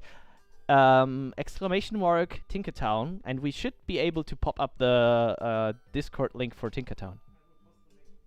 Oh, okay. Sean will post the link very shortly, because there's a lot of people who are sharing the seeds of the games. Just go in there. Just go in there, and let's see what we created. Oh my god. What am I saying? I got it now. Yeah. Yeah, so we are not even on the finish line when it comes to what we have in stores for this game. There's so much more coming, but there's already a lot in there yet. So, wow, potatoes. Potatoes. Yeah, guys. So yeah, let's press OK. Hey. So Tim, what you're actually doing in Tinkertown is you're crafting yourself a home, and you're exploring the world. Actually, it's up to you what kind of stuff you want to do in this game, because it gives you a lot of choices. For example, as you can see on the right, this is something that already came from the last big update, and it gives you the chance to plant and oh my god, to craft and make your own farm actually. So you can find crops all over the world. Which was just installed within the latest patch, and yeah, these will give you health buffs. They will give you different kinds of buffs depending on what you make out of them, so you can also cook. Yeah, you can place it, or you can just scroll with the mouse, because you now have it in your inventory. I need more potatoes. Yeah, very good, very good. Carrot cake, awesome. And as you can see, every time you collect something, you will get recipes that go with this. That's not just the plants. You can also crush the stones with your bare fists. I can. That's right. Of course I Smash can. the stones. I do. No, not the pillar, the stone. The little rock. Where's the difference? So yeah, smash more because we need quite the amount to create more stuff and better stuff. This is actually a game Tim hasn't played that much yet, so I will explain a little bit more, and also so that you guys can get into what this actually is and how it works. If you right-click on the barrel, for example, sometimes you have the chance to get something. Right-click, Tim. Right thing. Yeah. Okay, press tab again because there's nothing in there. Then we also need wood. You can get wood from bushes or from the logs that are lying around and just hit them. This one? Yeah, for example. You can also hold the mouse button. Oh, while talking about holding mouse buttons, Tim is playing with keyboard and mouse right now. But there has been a lot of community demand within the last months, especially, and since Manuel joined, he has taken over the position of coding or implementing controller. So I guess at some point, not so far away, we will be able to play this game with controllers. I'm really looking forward to that one. It's been a dream of Diddle for a long time to play this game with controllers. So let's see about that one. Yeah, what you can do is you can get all sorts of stuff and make new stuff with it out of it. If you left click on an item, for example, the stone axe, then you can see what you need to build it, what you craft it. So we need 1 more stone and 3 more wood. So or the workbench. The workbench actually gives you a lot more items, or you can craft on that workbench more specialized items and stuff. And hello, Momo's kind of cute. Oh, that's that's cool. So yeah, CPU seem fine. More so desync invisible mobs. Highlight aura. Multiplayer changes on the way. Oh, that aura. I think you would be happy to know that we just uploaded a patch. I mean, 0.63 is actually a new version that gives you a much better performance, or should give you much better performance, to say that, because we can't be 100% sure that it's working for everyone, but we tested it the last days a bit, and we were able to get quite some improvements. So the multiplayer is even working much smoother now than it did before, and this is also quite a very substantial part of the game, that you can play it not just with one person as we do right now, but you can also play it with... There's no limit yet, and I'm not sure if we will ever do a limit of players, but the limit is more how much your processor or your computer can handle. So we suggest do it with 3 to 4 persons. That should work well. But everything above is let's see. We had no issues with performance. Great job so far. Multiplayer just had a few hiccups. We're looking forward to more content. Nice, RO. Yeah, and so let's talk a little bit about content. Yes, we are at 0.6. We have 3 biomes, which is the forest, which we are in right now. You can explore the desert and the ice areas. They will give you a lot more stuff that you can use to craft and build items out of. Tim, anything you want to do in this game right now? Will you want to build something? You want to explore? What would be more to your liking? Wood for my axe. More wood for my axe. Okay, axe. that's a good choice. So got it. That is very good. You need an axe actually to cut down the trees, and that will give you, of course, a better job to do stuff. So yeah, we have my stuff breaking once. I mean, it's easier to break down stuff, and you can chop down trees now. But So will my axe break? I'll know. over time? Even though this game is a little bit survival-esque, it has no yeah, okay. It has no there's no duration on stuff. Yeah. So durability, actually. So you could craft stuff and it will stick with you. But if you press tab for once, You can always get rid of stuff on the left side next to your inventory on the trash can icon. So if you want to get rid of stuff, you can do that. Or you can, but please do not, can throw it into the water. And yeah, so let me get back to the content stuff. There's the forest, which you can see right now. There's a desert, which you can explore, where there are sandworms, which Calyx took a lot of effort into making them very nice to defeat, but you know, very rewarding. Let's say it like that. There's one dungeon right now, which you can find in the desert, in the forest. If you are lucky, it will spawn very close to your to the spawn point, or it will be very far away. You never know. But once you explore the dungeon, you will find more stuff. And there's also a boss you have to defeat. And we also spoiled a little bit a bit ago that there's going to be more dungeons. And this is the thing that we are focusing on right now, because we want to give you more challenges and more stuff that or let's say more exploration and even a little bit more of lore of the world and what's in there. And therefore the next dungeon that we will be having is the desert dungeon. And the dungeons will not just be a new area or kind of area like the forest dungeon is, but they will give you a little bit more depths on new mechanics and also new kinds of enemies, and of course new kinds of loot. That's all I can say. If you are interested, although, in seeing what's ahead, feel free to join in the event of the Guerrilla Collective, which is happening in a few weeks, because you might see some new stuff there. So let's see. Julian. Julian.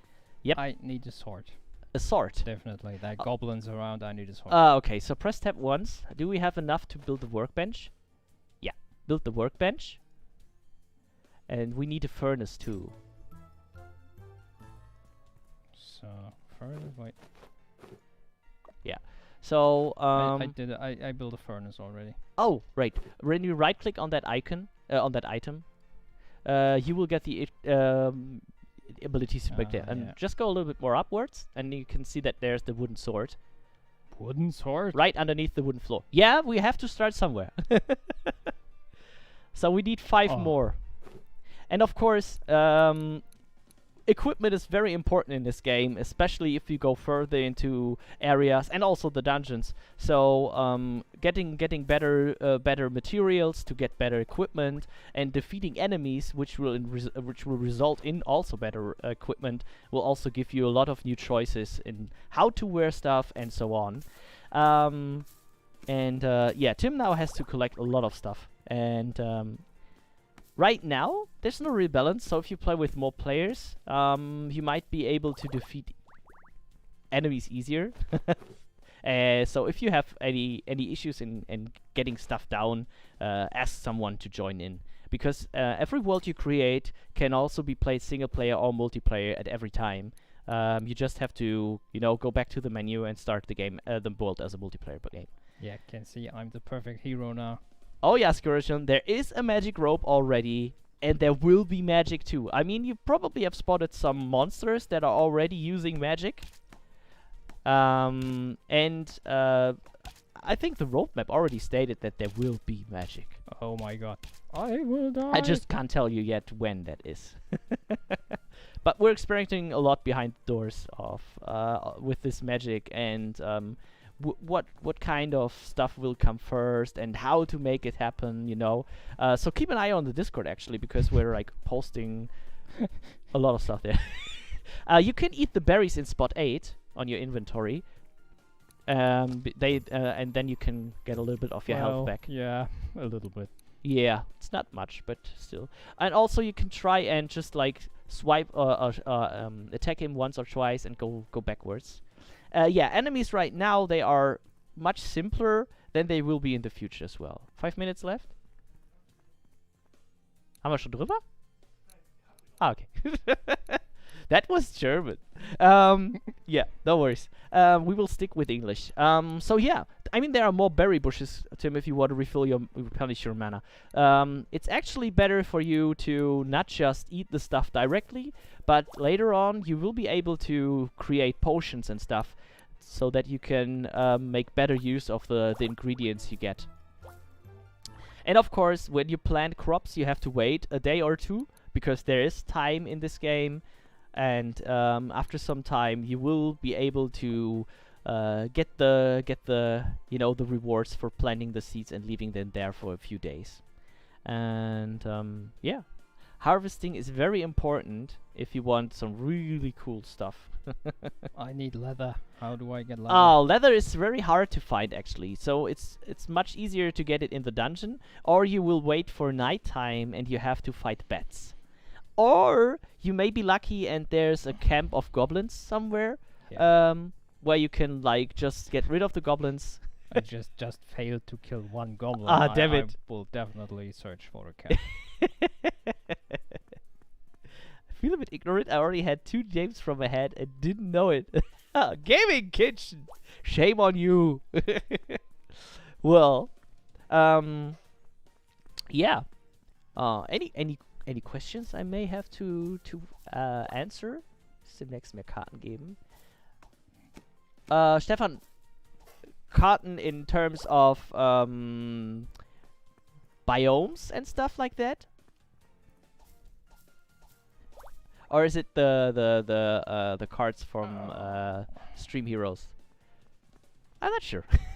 I will see. I will see what you will be writing. But when it comes to biomes, there will be more. There's one that's already planned. It will come probably after the dungeons. But nothing I can tell yet. It's gonna be no. It's gonna be no. No, I will not say it. That would spoil too much already. So I can keep my mouth shut. Tinkertown is on my wish list since. Yeah, why didn't you buy it already? No worries. It's an early access game, so of course they can be bugs, but we are very actively in the Discord.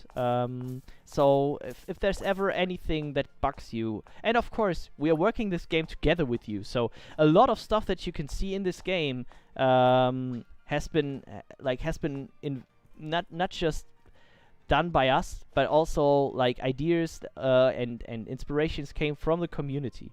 Chan, for example, did a lot of stuff in the last month for the community challenges, for example, where people could provide some screenshots of yeah, they could provide a screenshot of a specific theme that Shan gave them. For example, make what was it called? The smith?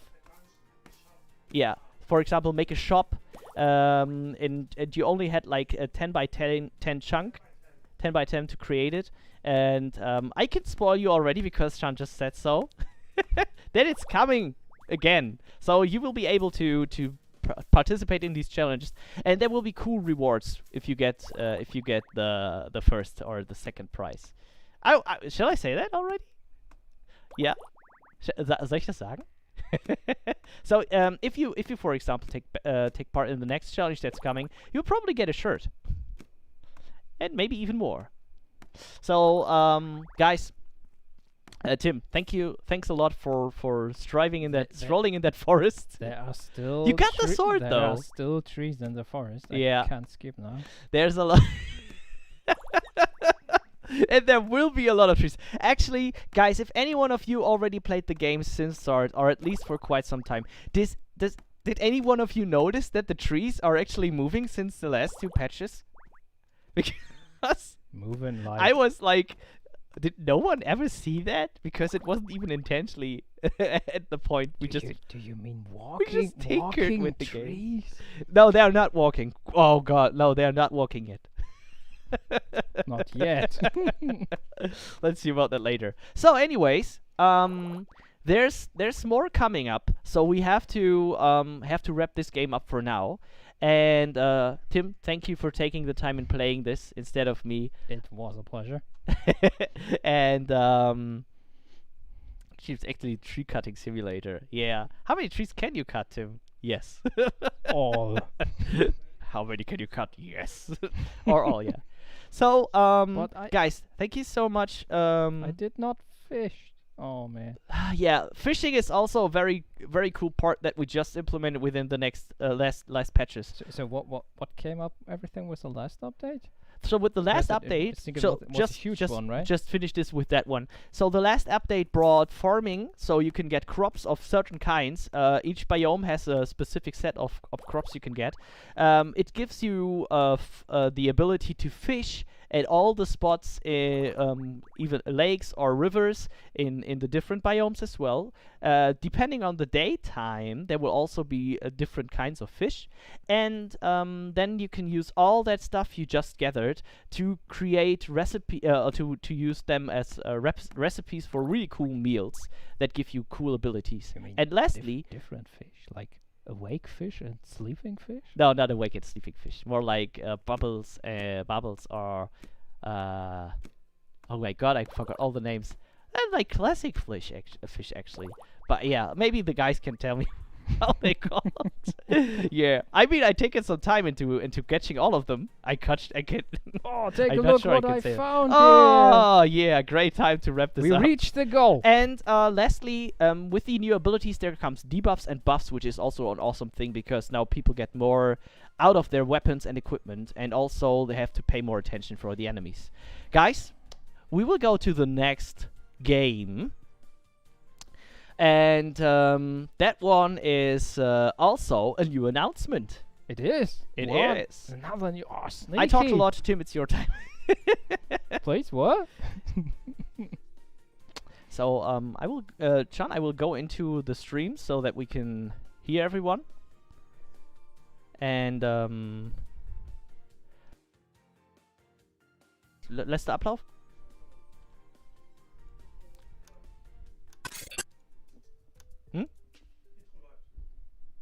Nice. Drinking. Hi.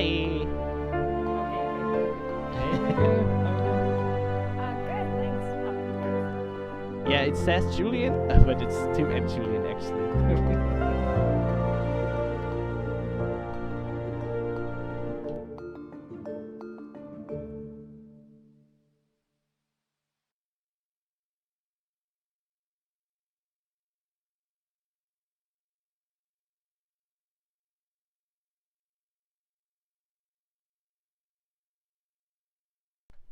All right, we're back, and it's not just Tim and me, or Tim and I. we are more. Yes. Sean, I will give you the Discord screen so you can make this. Or can you see them already? Not yet. No. Okay, just give me the 1 sec. And there we go. I can see both now. Or you will you want? Do you want to give me the OBS studio?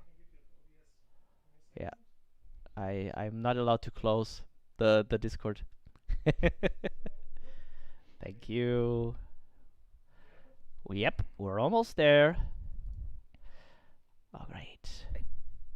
So cam full, Discord. Nope. Ah, yeah. Can you give me the Discord screen as well, Sean? Yeah, and then we go to the next game, which is called Crowns and Pawns. Oh, I can see both of them now. Oh, wait. The screen seems to be frozen. No, it's working again. Ah, yeah. Now it's working again. Perfect. Guys, can you hear me already? Yes. Yeah. Ah, okay. It's a little bit. Okay, great. Perfect. So let me see that I can get you on the stream as well. And then we can start this. There we go. Ah, okay. I can see them already. Not perfect, but good. Is this John in there? Yeah. All right. I think we have to work with this for now. This is the first time we have 2 people on different cameras. So, Tim, Please. I give you the honor to introduce. Yeah, The- so the second announcement for today is what? So the second announcement for today is a classical point-and-click adventure. It's Crowns and Pawns: Kingdom of Deceit, and yeah, we are joined here by Miguel and take a look. Sorry, so with Sarunas. So, and yeah, so it's nice to have you here.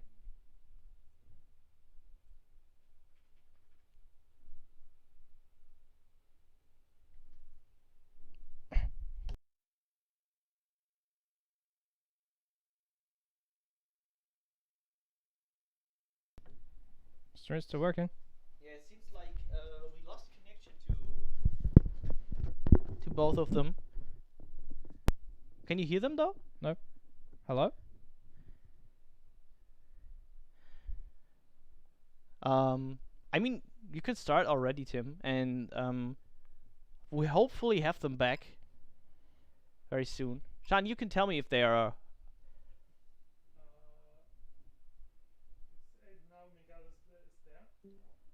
Ah, seems like they're coming back. Hey. Ah. Okay. Interesting. All right. Is the camera working again? Is it? I can't watch the stream at the same time. I think. No worries. So. No worries. Yeah. Am I there? Yeah, I don't know. I thought it was frozen for me, but it was frozen for everyone. It seems like it, but we got you back, so no worries. Okay, good. Guys, great to have you here with us. Thanks a lot for taking the time. And yeah, this is your game. This is my game. No, it's not my game. It's the game of Miguel and Saruna. So, Crowns and Pawns: Kingdom of Deceit. What kind of game do we have here? Well, in short, we always say it's a charming European mystery adventure. At its core, it's a point-and-click adventure, but of course, it has a lot of innovative features, which we will definitely tell you about. But since it's a story-based game and a point-and-click adventure, I should start with the story. And the story is inspired by the lesser-known history of Europe, especially the Grand Duchy of Lithuania, which is our country. We are from Lithuania, so it's inspired by our history. And also, it's significant to Europe and in the late medieval ages, especially. What else is the game follows Milda, a girl from Chicago, who unexpectedly receives the last will of her grandfather from Lithuania. It appears that she's an heir and the last guardian of a mysterious family secret.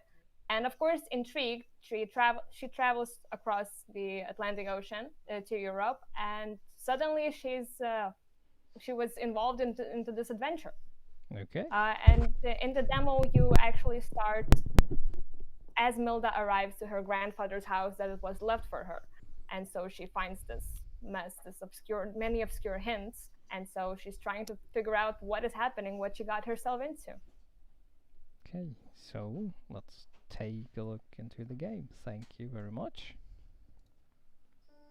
And here we go. As I mentioned, it may be point and click at heart because it's based on a lot of classical point and click adventures that we really like Broken Sword, Siberia, Still Life. Yeah, good name calling. Name dropping. That's the thing that you notice from my feeling from the first seconds is this color, that this warm atmosphere reminded me from beginning on to the Broken Sword adventures. Yeah, I really love that the game has this 2.5D 3D character. Like it's hand painted, but at the same time it feels it's three-dimensional on some point. How did you guys? Backgrounds are are hand painted, so that's why they're so beautiful. And a great wallpaper, I can say. And the characters are 3D, 3D. So this gives us the ability to play around with this, and that's why we have this 3D effect when you move with the mouse and with the characters. Like this feels really nice. So I need to try this. It's okay, I can hold it in. Very nice puns then. How did you guys came to this idea of making this game?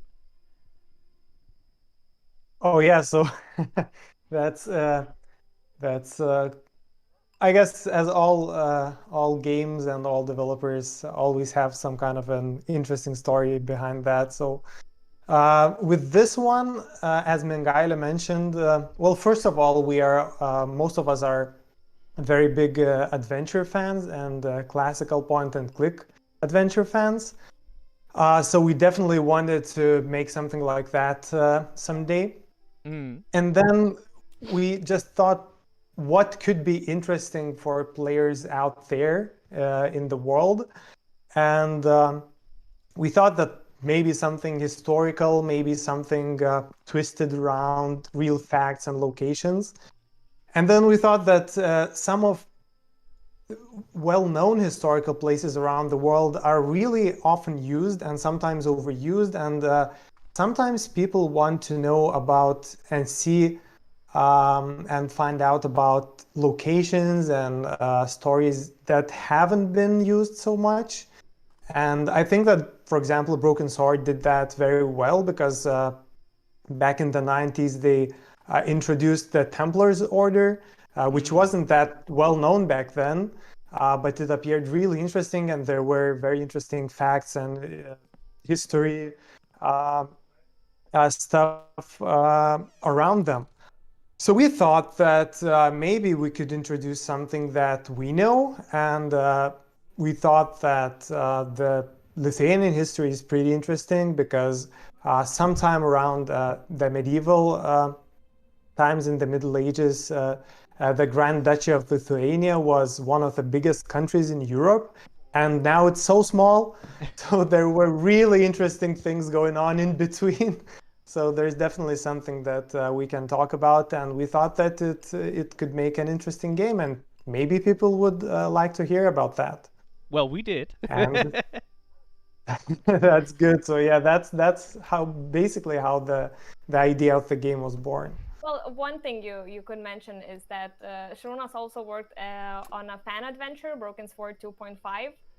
And so that's a lot of great experience we have that we can use.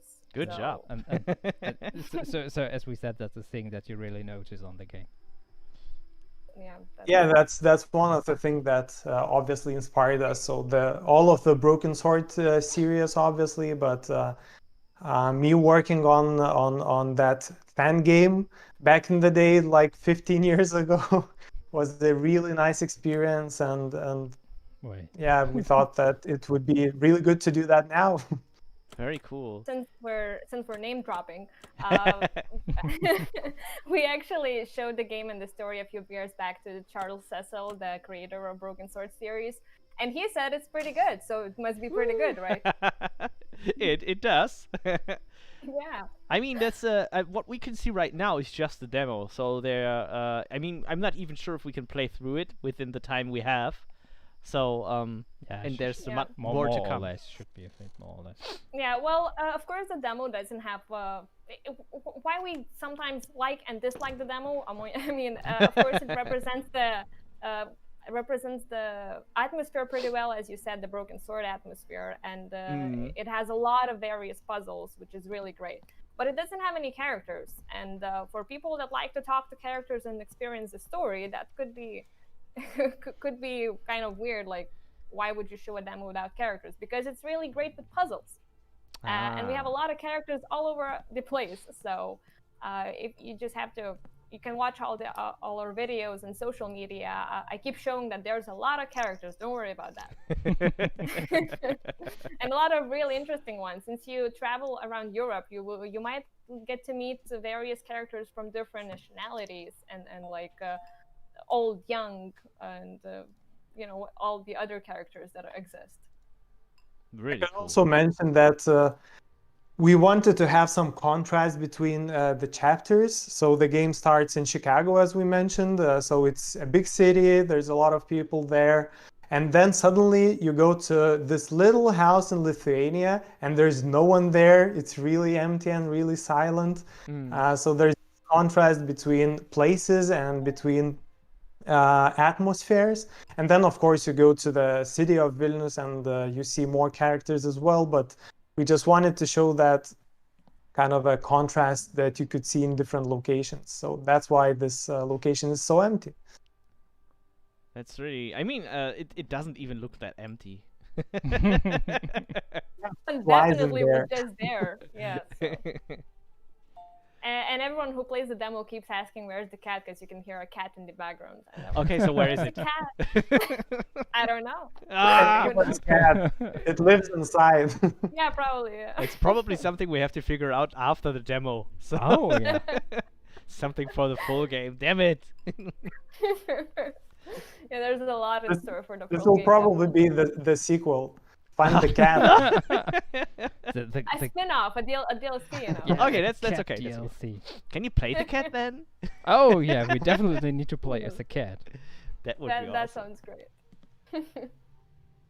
So, how long have you been working on that one, though? Because you said already that you showed this quite some time ago to the creator of Broken Sword. So, how long has this been in development, actually? Well, actually, we have started around 5 years ago, maybe. So, of course, it didn't go into full production at the start, but the idea was born around 5, maybe even a bit more years ago.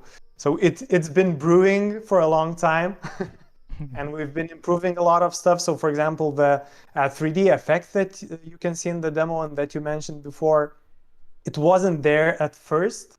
But then we realized, since we already have these 3D projected scenes, maybe we should just add that one. So we did a lot of changes like that in the process because we wanted to feel fresh. We wanted to feel innovative in some ways, because even though it's a traditional game, it still has some non-traditional features. Like, for example, you can dress up the character. You can change her appearance, and some puzzles require that, or you can just do that for fun.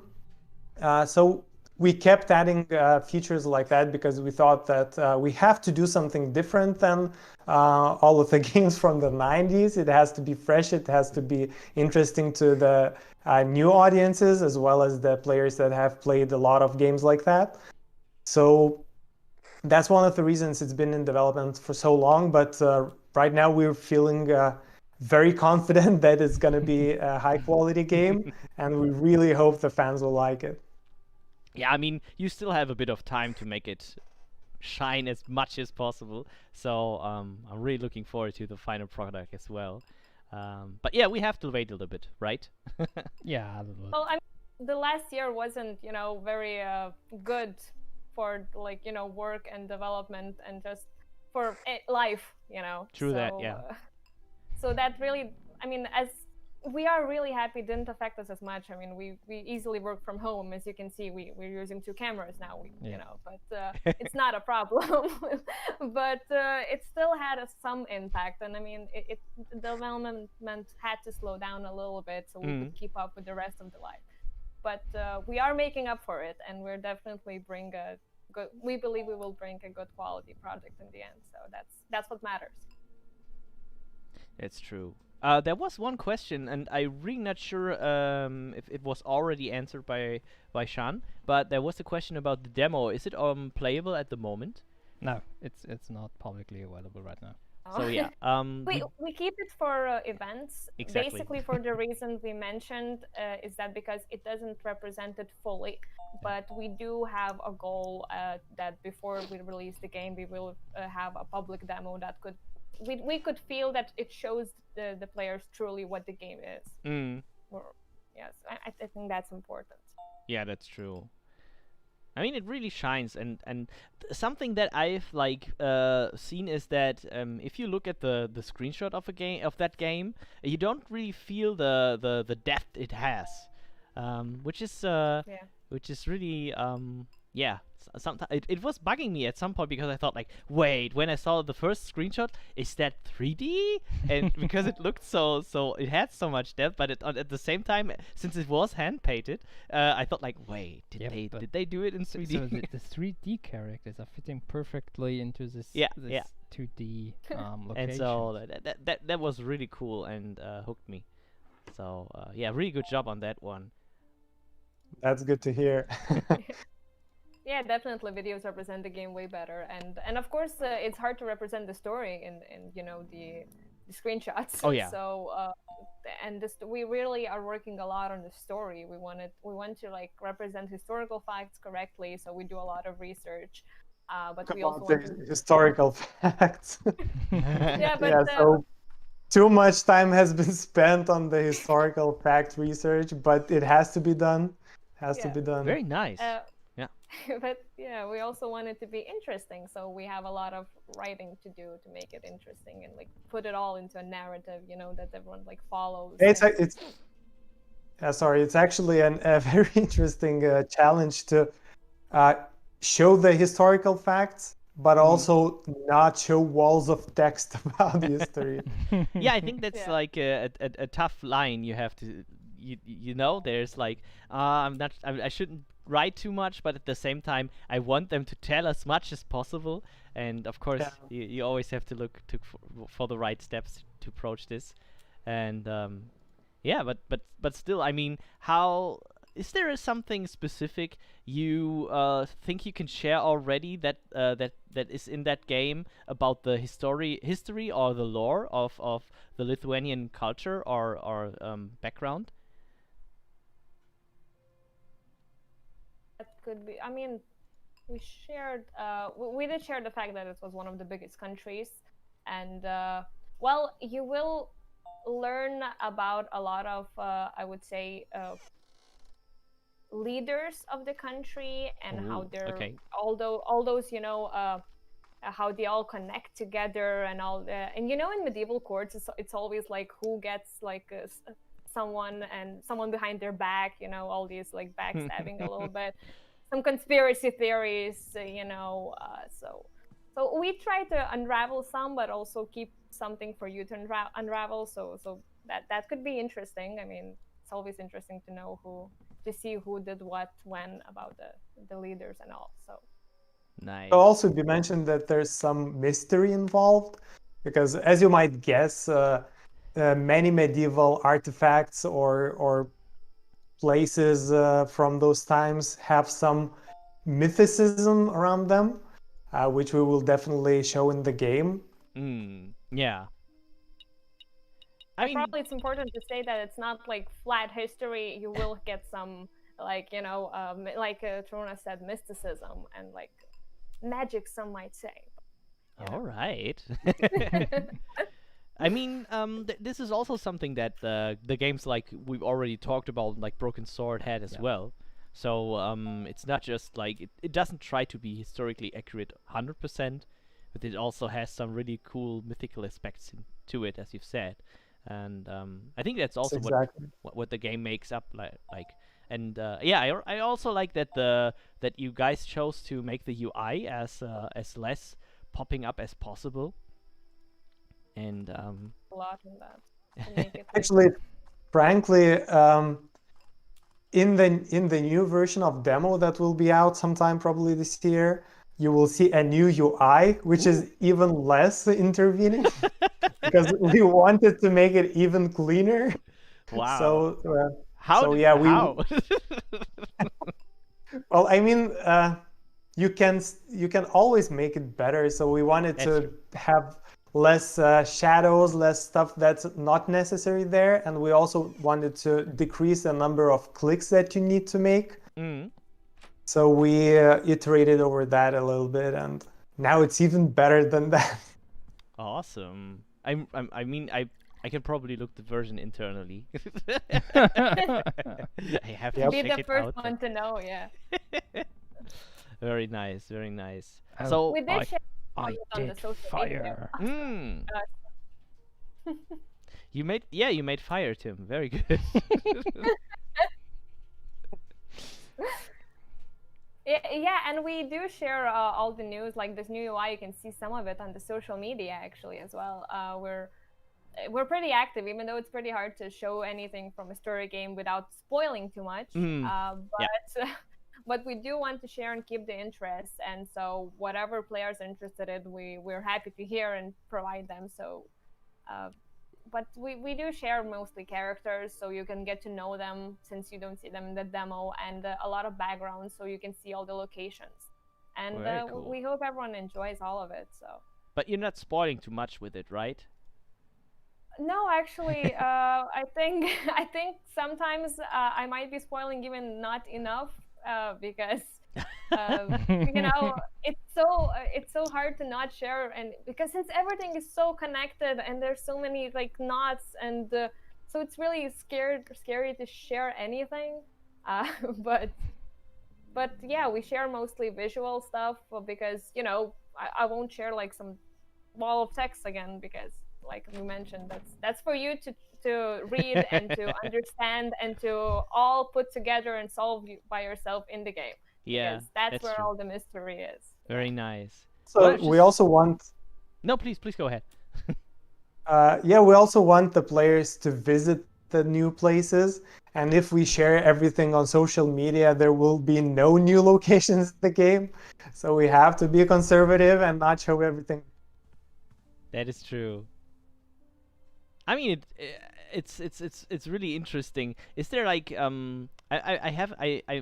I'm not really sure about that, but is there a way for you as a player in the game later on to get back to certain or specific locations? So can you always like backtrack, or is that not supposed to happen? Because when you travel, as you said, a lot in Europe, is that like part of the game, or will the players more like have a very straight road? Well, actually, you will. Yeah, sorry, you can go on. Okay, we all want to talk about the game, yeah. I would say that the majority of the game is happening in Lithuania, since this is your like main base, we could say. That's where you came, that's where you do most of the research, and then you travel. So there is I wouldn't say the game is too linear. We do try to make some decisions differ. Which is also an interesting fact, is that some decisions in the game impact some puzzles and impact some plot, like let's say a little small narrative choices, lines. But yeah, you can. In some places you will only visit and come back, but in some places you can revisit and enjoy the view for a while. Yeah. There are some places that you can, for example, you are not able to enter some places during the day, so you have to come back at night and maybe use some less legal ways to enter. I think what you're talking about is pretty legal. It depends on the point of view. It always depends on the point of view. Yeah, if it's for saving cats, for example. Oh yeah, of course. If the reason is like noble, then it's always good. I mean. Exactly. Tim, you want to say something? No. I'm afraid I got stuck. Ah, damn it. Yeah, that's really like a curious mechanic you have there, because you can search for stuff yourself, but you can always have this hint mechanic, which will give you like at least the positions where stuff is, and you can check out, which is really nice as well. And it's not just always there, so you can try and figure stuff out yourself. Those pointers are always a good thing in adventures. Yeah, we actually when we write the puzzles and the flow of the game, we try to make it like to avoid all the blockers or stoppers that are unnecessary, because especially the older games, they had a lot of pixel hunting that is definitely not something that user want to experience. Yes. And sometimes are puzzles that the player just looks at and thinks, why is it there? I just want to move forward. So we really try to avoid those unnecessary blockers in the game, and yeah, those markers on the hotspots are one of those things that we think helps the user avoid that. Very nice. All right. Chop, chop. Yeah, you can even hear that. Guys, well, I think we are at a point where we have to go over to the next game. So I really thank you for taking your time with us today. There's something in the tree, or Oh, and you still but found stuff. we won't tell you what was in there. Yeah, so guys, once again, thank you so much for being with us here today. Yeah, thank you. And demonstrating and talking about the game. Yeah. I hope we will see and hear each other again very soon, and get to know Definitely. more about it. And yeah, I mean the game has a little bit more to go. It's coming out next year probably. Yeah, it's or very likely. 2022. As you see, it's you cannot always tell how long stuff will take, especially if there's stuff coming in between that you never thought of. Yeah. But hopefully it will be there, because I think a lot of people are excited right now. What you can do in the meantime, because I've seen people asking, is like put out these pictures as wallpapers. Well, yeah, guys, thanks a lot for being with us again, and yeah, we hear each other again. Okay. So thanks for your Thanks time. for having us. Take care, guys. Bye. Bye. Bye-bye. All right. So, Alright. since we are having a few more titles, not much, but a bit. A bit. Yeah, we have one game that has been pretty exciting for some time now. You can exit, no worries. Well, Schein, hast du schon gewechselt? Zu welches Fullscreen? nee. He's not talking to us.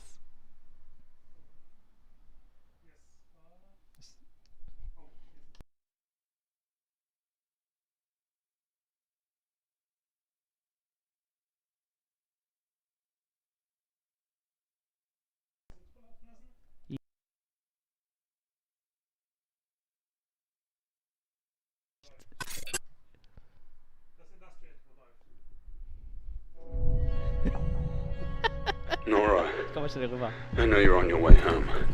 You left the office just when I came in.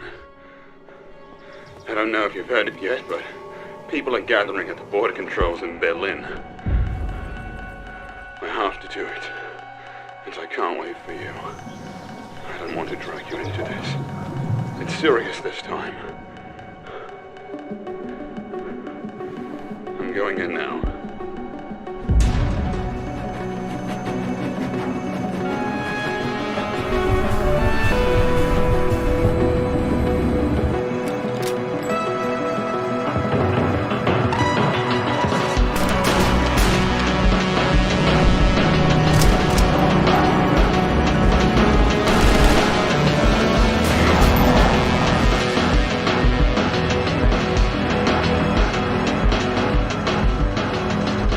I'm coming, Walter. You can bet on that.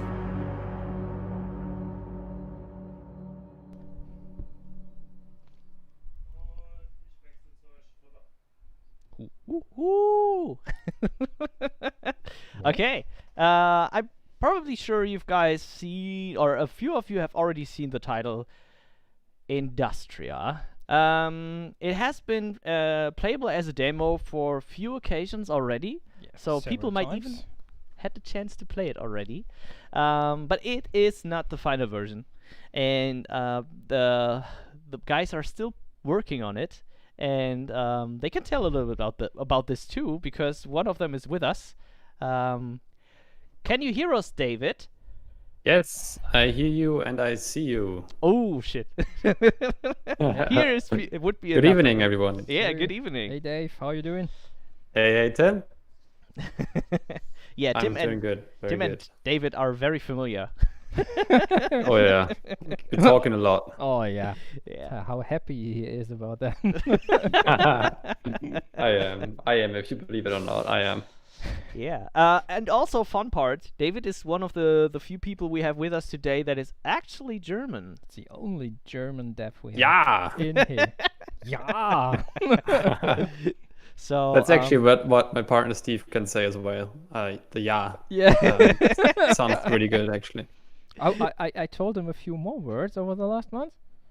But I Yeah. don't know if you still remember them. Schmetterling.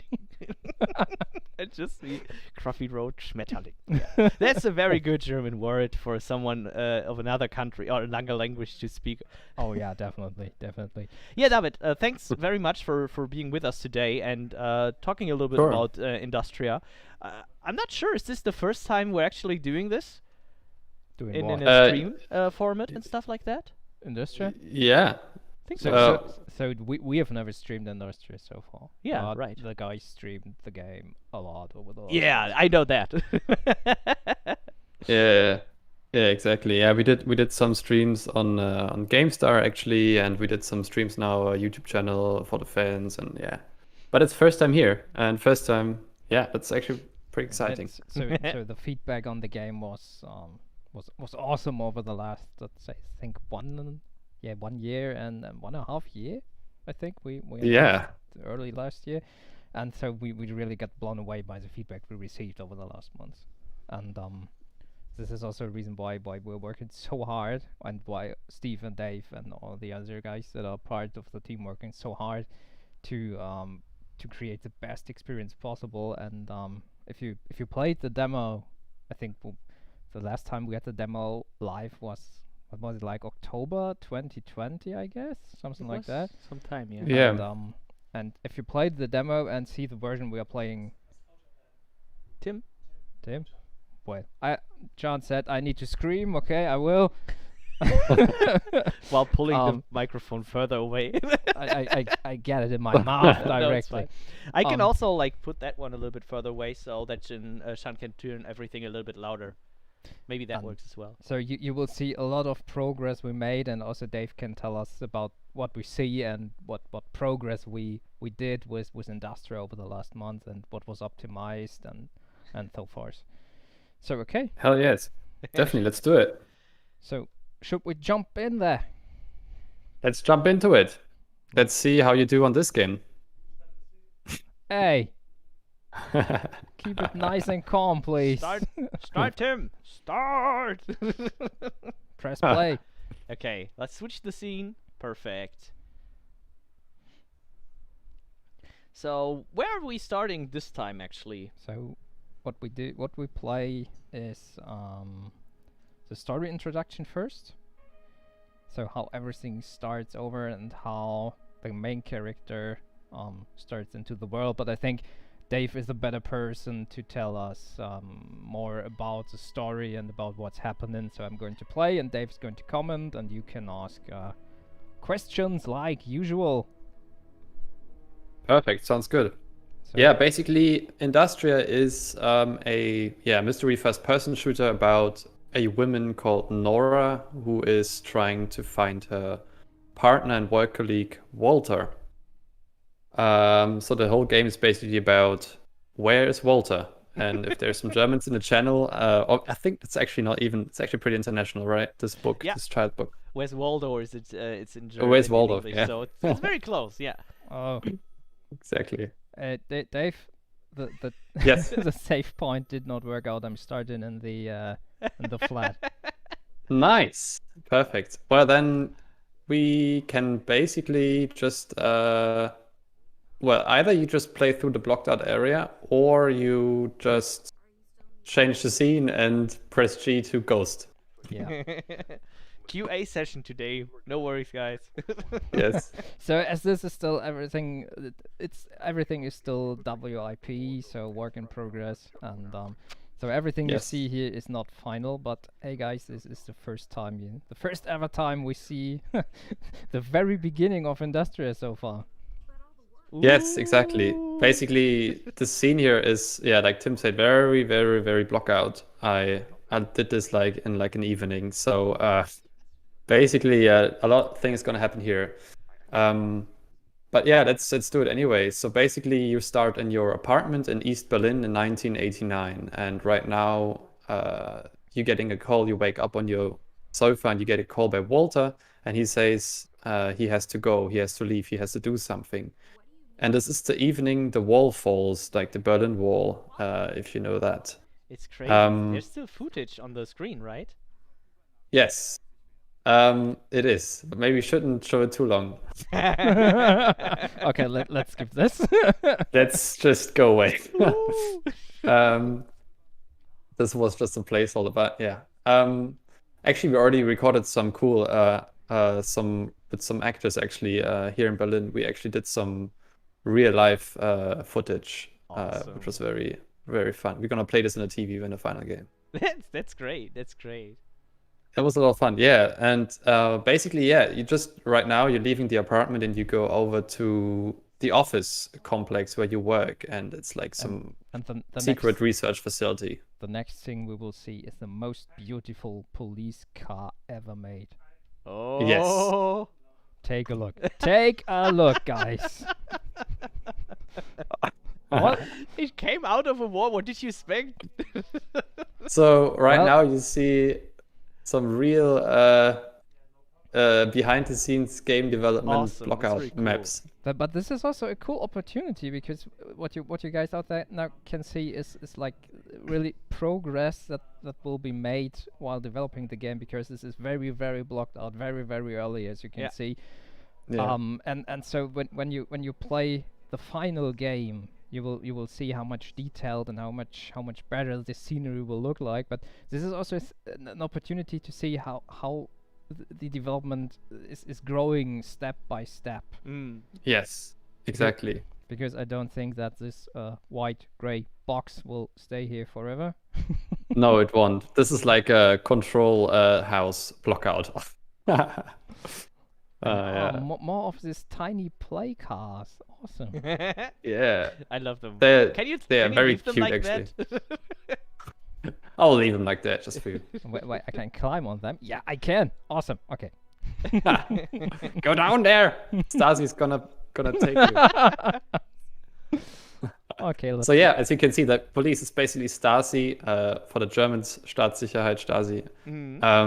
Basically, the East German police are already arriving in the building because it's the evening of the fall of the Berlin Wall. So obviously, the state will try to destroy as much of the documents as possible because they know it's all gonna end soon. Very cool. So yeah, so we're just following Walter here into the office spaces, and this is actually where we should have started if the save did work. Yeah. Yeah. So there's actually some shockwaves going on right now. So this is also more like a close final quality. Yeah. Yeah. It's not perfect, but it comes to.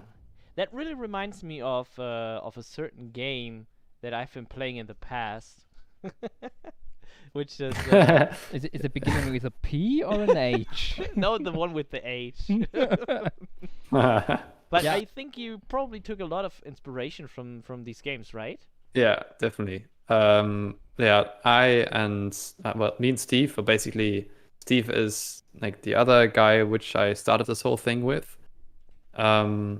We both come basically from modding background. So he did a lot of Counter-Strike Source and Amnesia modding. So and I did some Portal modeling and Half-Life modding as well. Very good. So we come from the Source engine Valve direction. So we love these games, we love the aesthetics, we love the sounds, the style, the music. So we basically I'm just cleaning up the office. That doesn't sound like cleaning this is kind of stuff on the game, because you can pick up so many objects and do crazy physics stuff. That's awesome. Yeah, we try to be close there on our inspirations there. Very cool. By the way, did you guys also mod for the Svenco Up mod? Or do you know it by chance? Svenco Up? I'm not even sure if it's spelled like that. It was the one where you had to play in the Half-Life Source engine, and you played cooperatively a few kinds of maps, like different like hordes of monsters approaching you in a fortress and stuff like that. I love that one, and that was also why I got into game design and stuff like that. But that is taking it too far. Please continue. Oh, good.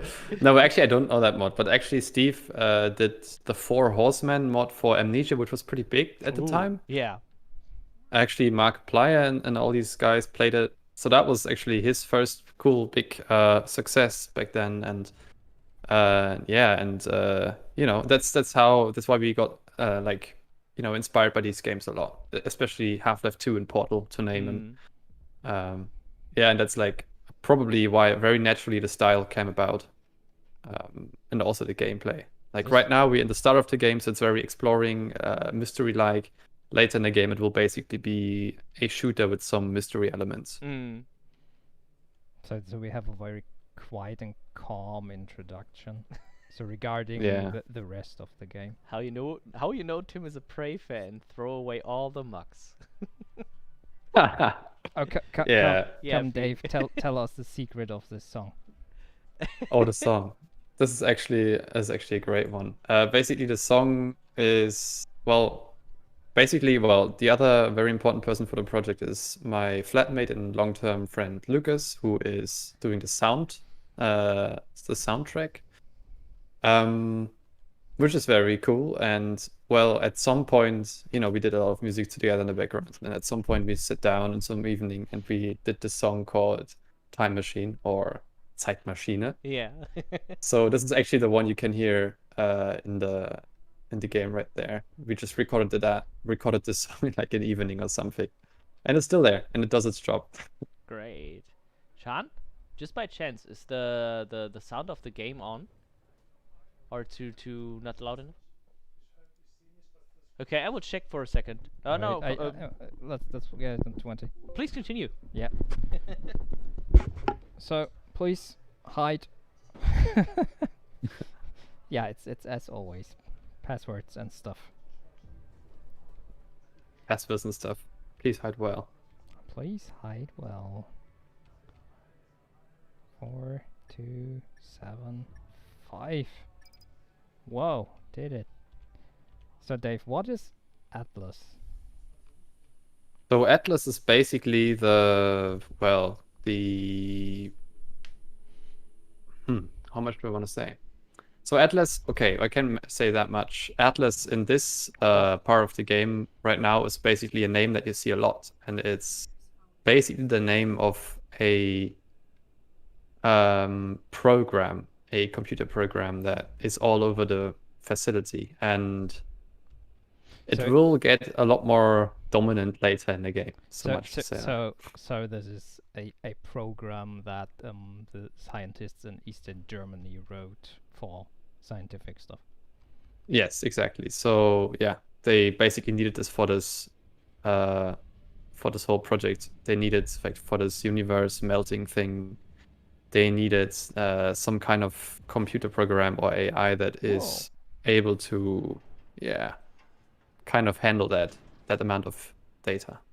So it looks like an easy ride here. Yep. Well.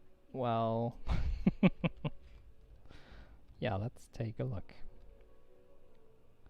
So if somebody, if you played the demo, this is pretty the same beginning than like some month ago. But yes.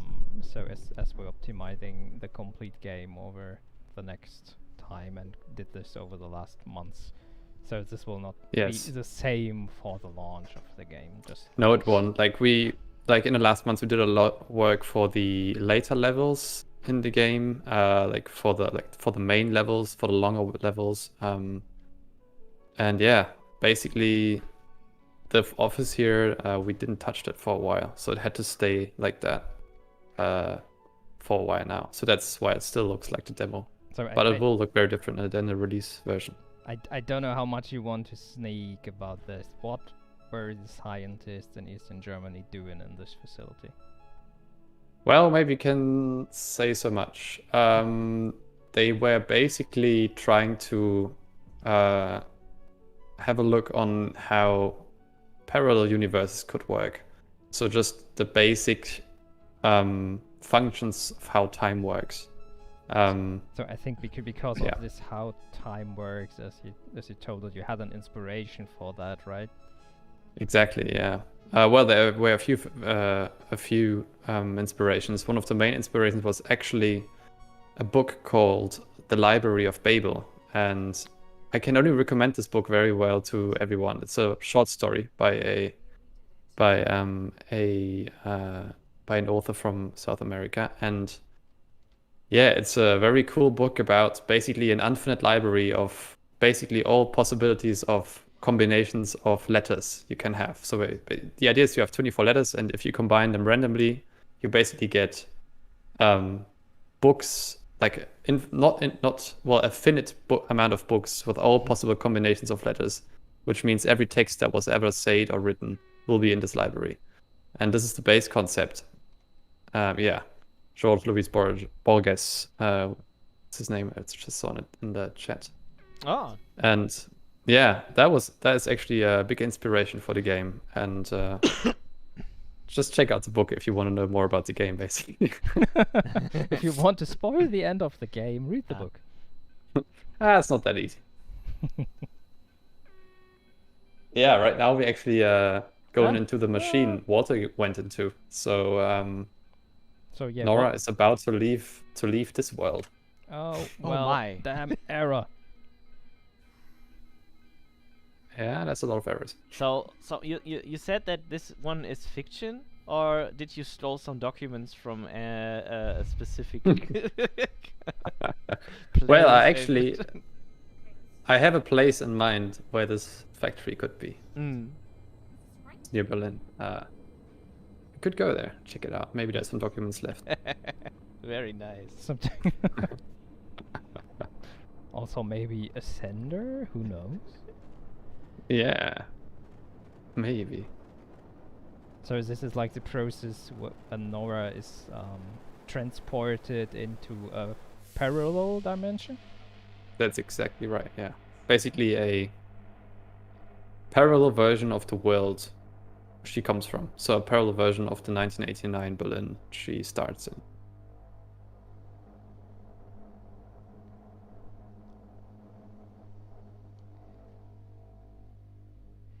Yeah. So I just hope the second save point will work better than the first one. That would be good. If not, then I'd suggest we just change scenes real quickly, and then you can just do the G thing. Yeah, I will ghost. The G thing. It will not be in the final version of the game, though. We so said please, guys. G thing, not G man. No, that's even another thing. So no worries. Yeah, but I don't think cheat codes will be in the game left when the game's coming out. Oh wait. No. Maybe.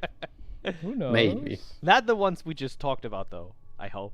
Well, Ghost? Well, who knows? Well, I mean, I always love cheat codes, so. Yeah. This one worked better. Awesome. So. Wonderful. Great. So yeah. So basically, we just made a big jump here.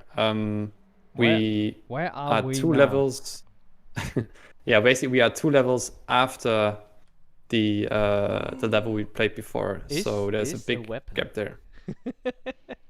So we are can spoil that so far because it's also written on the Steam page. We're here in the city of Harkavik, right? Exactly. Yeah. What is Harkavik? Harkavik is basically a parallel version of Berlin, kind of. And it's a city that is very overgrown and very full of things that want to kill you. And weird machines and cables, and basically the player, you have to find out what's going on here and why everything looks as it is. And the big question, where is Walter? So am I doing with this typewriter what I think I will do with this typewriter? Yes, you will save the game. We have a save system here. Exactly. So slight inspiration by Resi. Let's keep it this way. This is an Easter egg. It's an Easter egg, of course. Very cool. What are these metal balls here? What is this? Some of them are still glowing. Some of them are not. Yeah. And what's this? What kind of a wall is this? Well, it's definitely something not built by humans. So let's. I won't say more. Okay. That's so dark in here. I don't want to enter. Ah, flashlight. Actually, shout outs to our animator. He's actually in the chat somewhere. Ah, nice. So He's called Shotgunner Fox, and he's animating all our weapons. Wow, And, okay, very good. He's doing an amazing job, and yeah, really happy to have him on the team. I think what Actually, team-wise, maybe I just want to say that. So I started this thing with Steve like 5 years ago, and but then over the years we got some help by some people. Like I said, Lucas, my friend, is doing the soundtrack. We have another friend from Lucas, Clemens, who's doing sound design now. So like he's actually probably doing Foley's for all the levels, which is amazing to have. He's doing a great job. Then we have Ben for a long time now, who's animating all the enemies, which we will see in a second. And yeah, and we have Fox on all the first-person animations on the hands and the weapons. Oh. So. And then yeah, also another character modeler who is doing all the character models, and we had some freelancers helping us with some concept art. So over the years, the team grew quite a lot, and which is actually amazing. It feels great to cooperate and do amazing stuff together. So what is this kind of spider, metal, whatever? Well, it's certainly blocking your door, and it. Oh, it's kind of a lock. Okay. Yeah, I don't think we Yes. will find Waldo today. Yeah, I don't think it either. Yeah. So this is it's a journal system you just saw there. Basically, there's notes all over the world, so you can read some backstory about. And there's something else there. I think the mouse movement happy 1 through 37. I guess it's more like from Tim. What? How he's playing.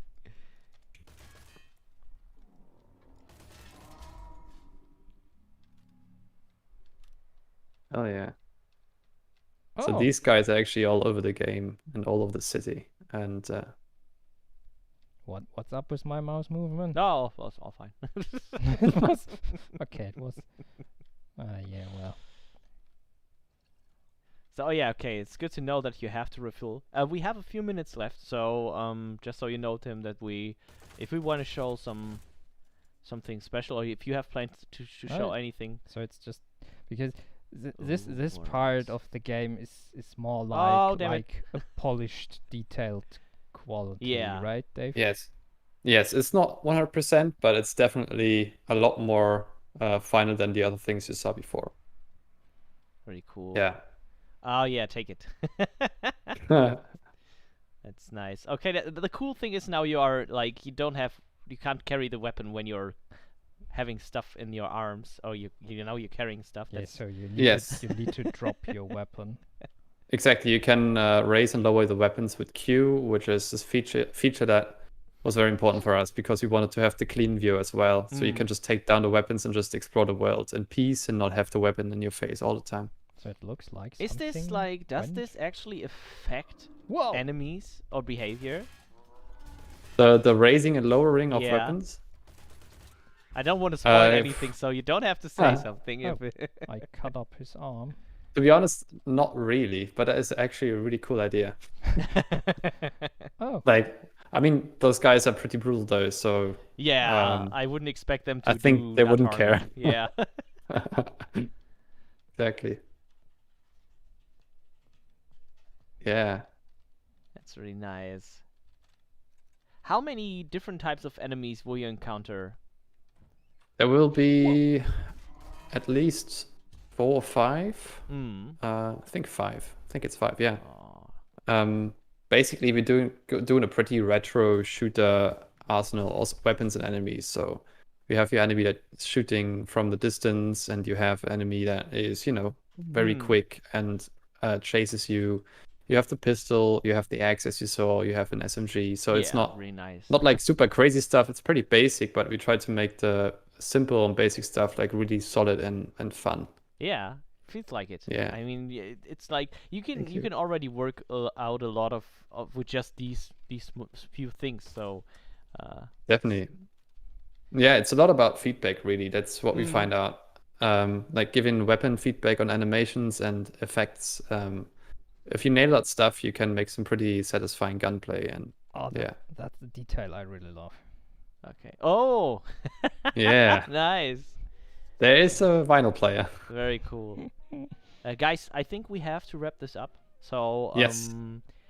David, thank you so much for talking with us and giving more insight into this. Well, Tim. It was a pleasure. Oh, there's another time. Come on, Tim. Oh yeah, Woo! that's the end. Very cool. Oh yeah, that's actually a new enemy we haven't shown yet. Oh. Oh. Exclusive review world right at the end. World premiere. Okay, Dave. Perfect. So, Perfect ending. Thanks for your time. Sure thing. Thank you for having me, and I wish you a wonderful rest of the stream evening. Thank you. Thanks. Same for you, Dave. Take care, man. Bye-bye. Bye. All right, guys. We're getting to we have two more titles to show you, and So we have another announcement now. that's correct. So this will be another announcement, and something we're also really curious as to how you guys feel about this really cool thing that's coming up, and oh,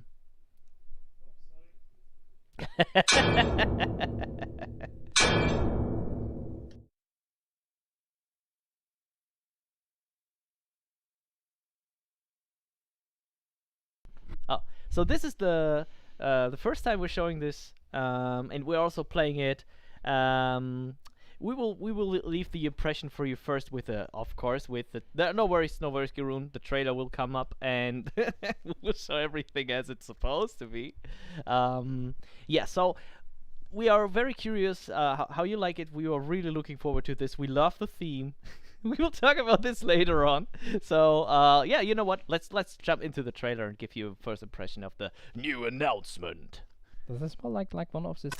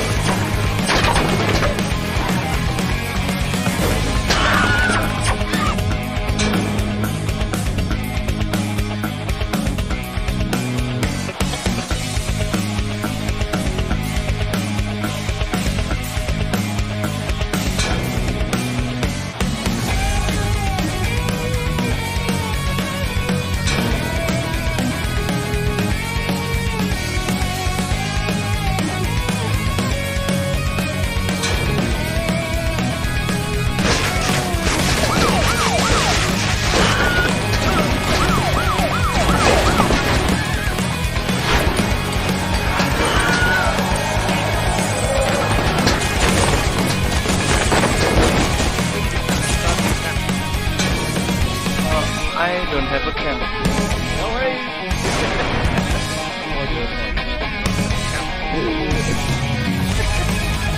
What are you guys?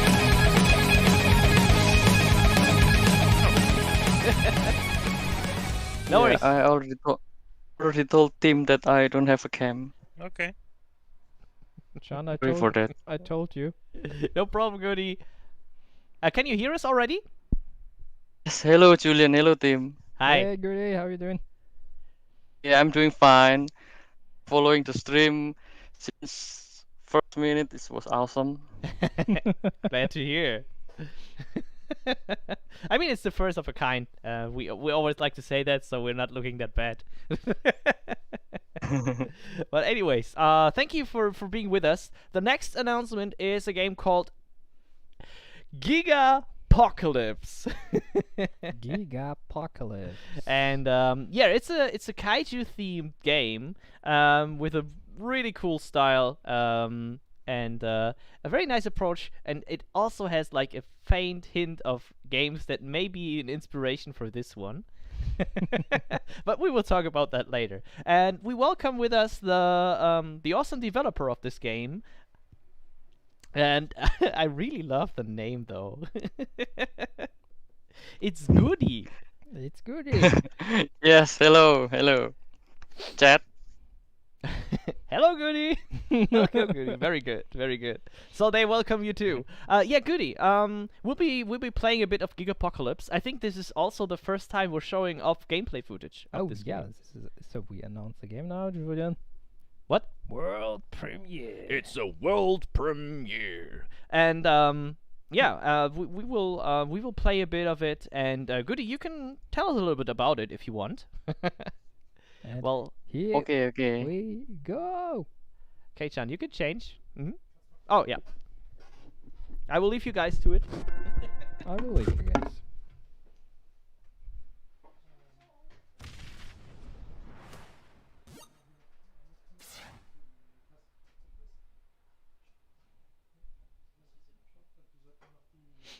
So, Goody, how did the idea for Gigapocalypse came up to your mind? Yeah, I think as a child, almost everyone really loved to play as a big monster, ending to destroying everything.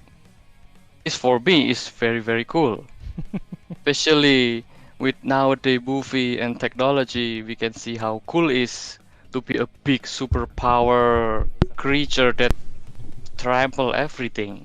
Yeah. The Razor Like Chroma the- firework is happening right now. Sorry. No, At it's least not. here. It's there. Yeah. Yeah. Oh, I can see. Yeah, it's really cool. Shout out to Razer. Shout out to Razer. Yeah, shout out to you. You implemented it, man. Thank you. This is also one of our titles where we're working together with Razer, because this chroma illumination that you see here on the keyboard that is connected to the main menu here is really doing an awesome job here. And so if you have Yep. chroma peripherals, you definitely should play the game. Just because of the fireworks. Fireworks! I mean, there will be kind True, of where fireworks is it? in the game as well, right? Yeah. The game itself is a fun destruction game. Let's start it and see.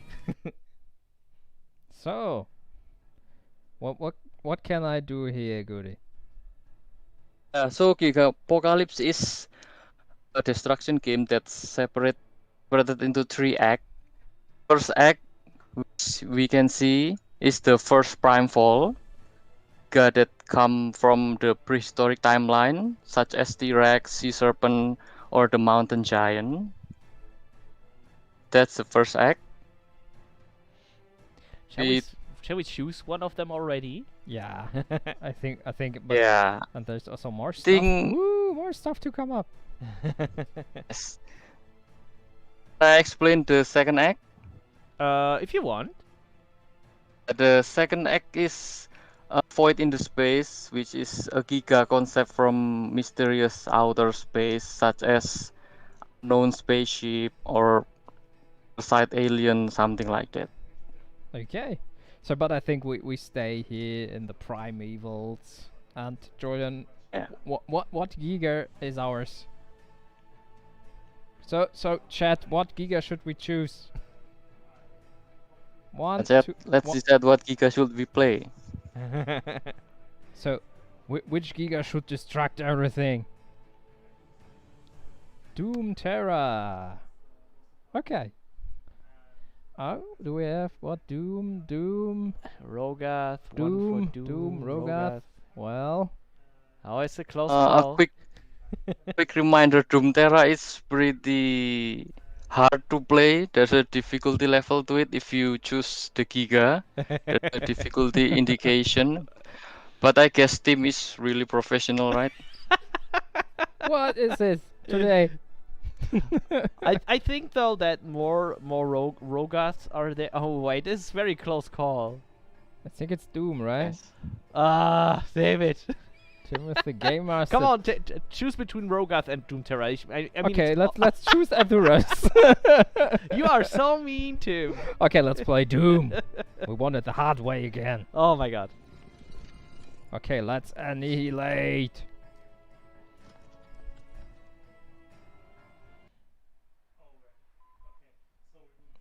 Oh. Incoming transmission. Status report, soldier. Captain Villain. I love the names of the creatures and So characters. come on, you're the soldier, Julian. Captain Villain, we have a problem. What's happening? We're losing power in the Doom Terra cell. Someone or something is messing with our power grid. This can't be happening. Inspect immediately. Cheat the power grid. Coup the cell. Transmission lost. Oh, damn it. And now... Who freed us? Who freed us? So now that mystery to be uncovered. So, okay, I have two attacks here. Left click, tree stomp, reflect back the attack. Okay. And aggressive Elvian warriors. Oh, take a look. Lecky loves the pixel art so far. Oh yeah, it's awesome. It's really awesome. Thank you very much. Oh, I can smash. Annihilation.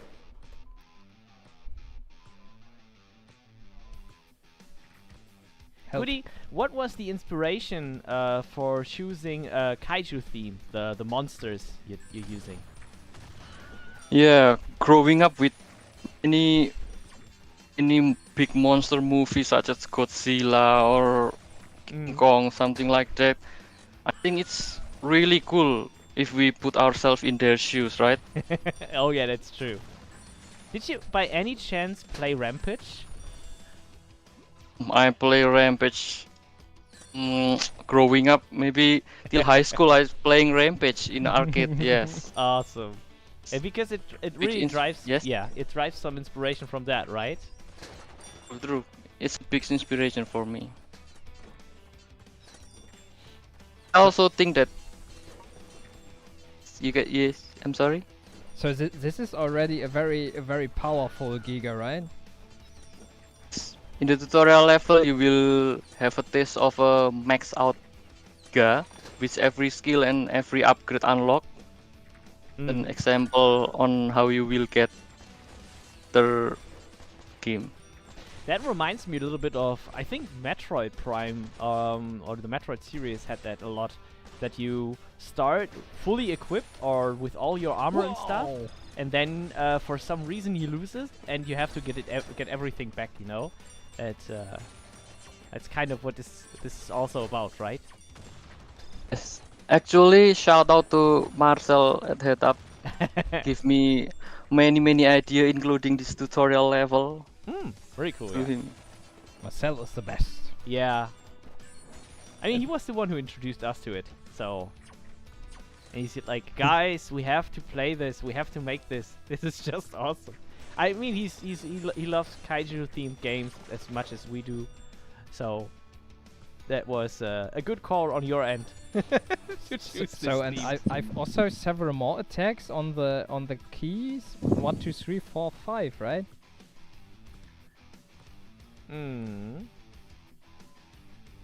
Captainville, Doom Terra is approaching the time portal. Let Doom Terra enter the time vortex.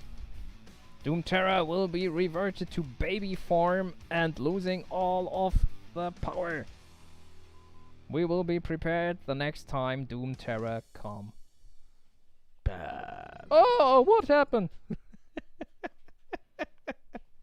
I like it that it still has this. Where, this Nuki. Yeah, it's Nuki. Where's all my destruction gone? Oh, and now there's one of my favorite things in the game. Oh, we have a Tamagotchi-like petting feature. So it's actually a Furby-like game. Tamagotchi. Oh, take a look, he made poo-poo. Oh no! I don't want to touch it. But you have to do it. I need to. Bah! Go away. So, can we pet him? Yeah. He needs meat. Oh, Feed him. Feed him. We can pet him. That even gives us energy. Yeah. He's so cute. And his little hearts. Aw. Is he, oh, he's hungry. Come on. Here you go. Nom nom. Oh.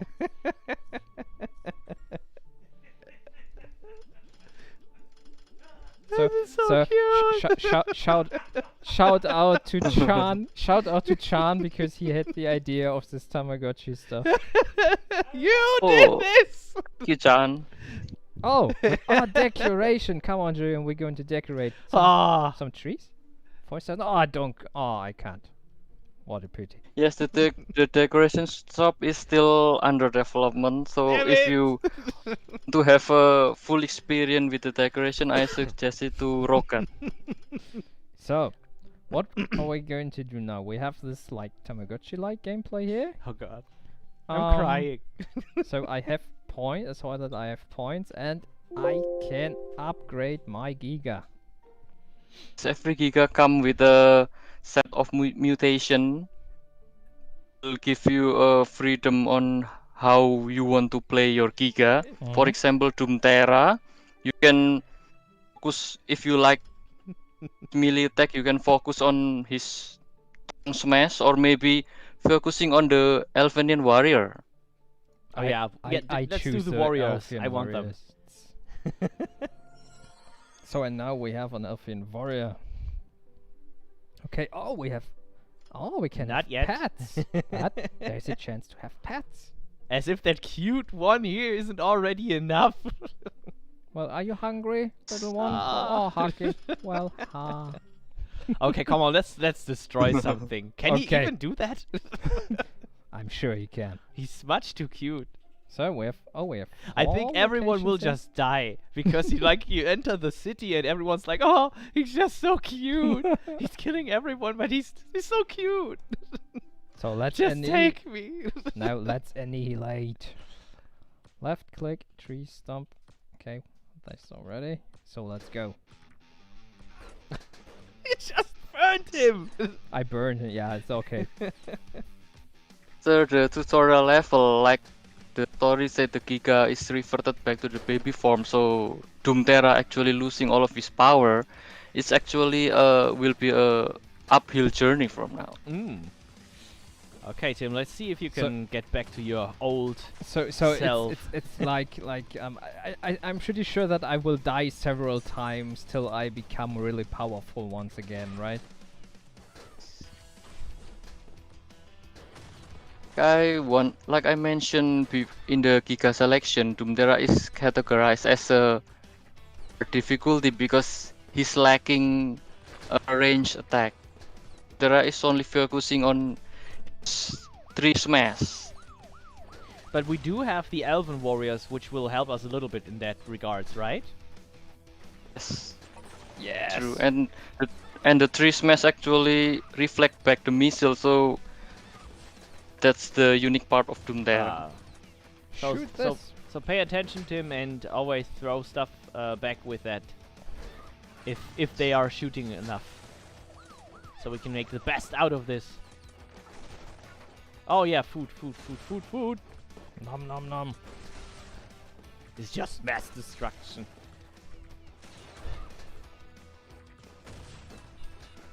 Destroy. Hudi, did you first make left, yes. I'm sorry, did you make the soundtrack too? Who's responsible for that? Oh, the soundtrack will be remade by the composer that been working on. So in the maybe next version, the soundtrack will be completely new.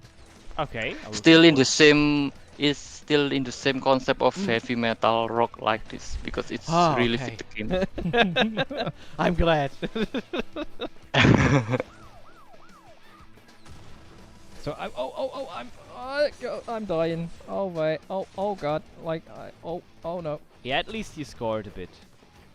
No mana. Oh. And we're back to baby. Back to baby. But that protects us. As you can see, we're not getting attacked anymore. They think just, oh, come on, this is just a baby. It's a cutie. Ground tremble and zero exploded for unknown reason. As if we know the truth. So so I receive points that I can Baby spend metal for upgrades. entertainment. No, I don't think so. Would be fun though. Would be very funny. So come, let's pet him again.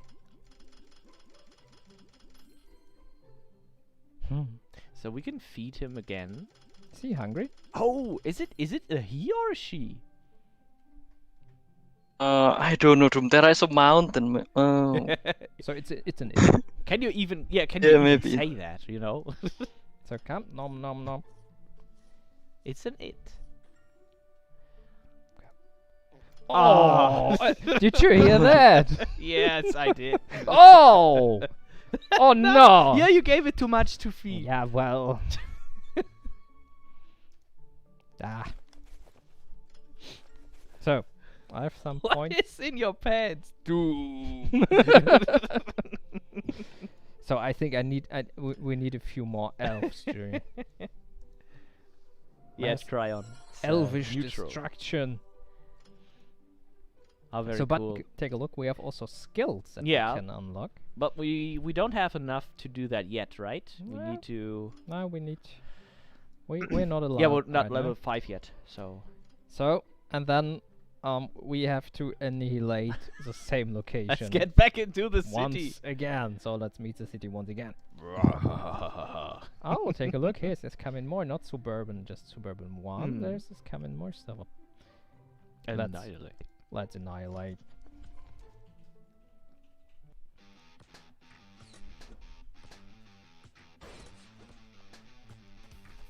So I think we already have more HP.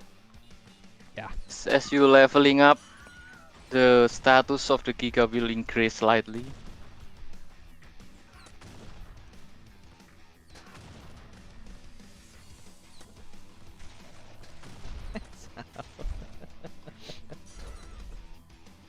Oh yeah, entertainment. It would be great. I'm not sure if we can get Baby Metal to do a song for this game though. So what I really love about Gigapocalypse is that we have the Willem screen inside. Yeah, that's a nice detail that I Oh, think yeah. really rigged the game. And he's not called. He's not. You know, it's not the band. There are 2 less games out there that includes a Willem screen, definitely. I think the old Star Wars Dark Forces had it in it as well. Yeah. So there's no movie was out. That's true as well. Even Roth and Romans. So every Disney Pixar film includes it. Yeah, that's true. So how far can we get this time? Annihilation. I think it's pretty not that far because yeah, Doomterra is really tricky to play. That is more like a balanced Giga that have the melee and range So it's ability. it's a perfect choice for me. Yeah, he likes it hard. Let's say difficult. I think that's Oh no, not more again. appropriate term. Oh god, no. Oh, you can do it. I mean, you just need some food, so destroy more stuff. Yeah, but I have no mana. damn I it. can't. I Oh, can't. damn it! Oh. No, the clown! Oh god, a clown. Oh. It was the clown. I tell you. It definitely was a clown. Damn it.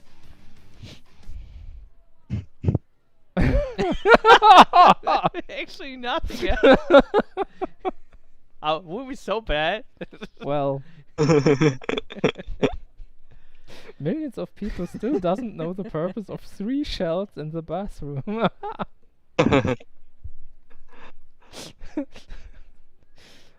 Oh man. Very good, very good. But hey, next level. Yeah, that is true. So in that's how the complete game goes. Goody, so that you choose your Giga and so that you power it up more and more. And so we have some different locations here. So not scene. just this suburban location. What else do we have here? Yes, for the total there is 6 location from history timeline, prehistoric where you fight dinosaur to Knight Templar age to a futuristic robotic you see in the tutorial stage. Yeah, You yeah. will Very fight good. everyone. So yeah, there's quite some I things could ahead. unlock skill. Oh yeah, now we unlocked it. What can I do here? Wield this return rapier for 15. Awesome. More of Trunk this. smash. And Free another skill also come with additional upgrade when you max it to level 10. The example for the example the Doomterra 3 smash will heal him. Very good. Well, we can't get there yet. Just pet him a little bit more, so it makes him stronger. Yeah, hopefully. Come on, little guy. He's not hungry? Why is he not hungry? Oh You man. don't know what the 3 shells are for?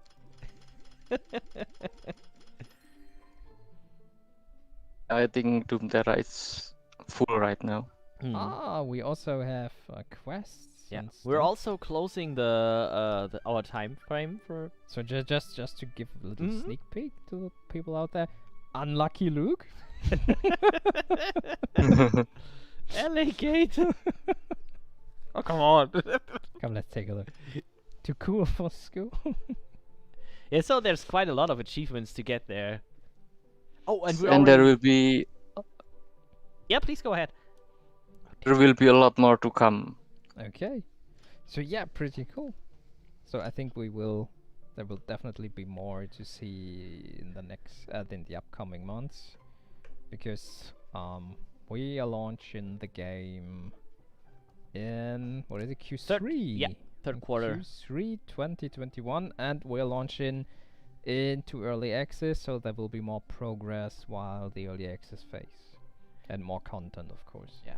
Lecky just asked, is the level done when the red bar is filled up, or are there movement speed upgrades, kinds of like that? So what do you mean with level? Yeah, I don't understand about the red bar.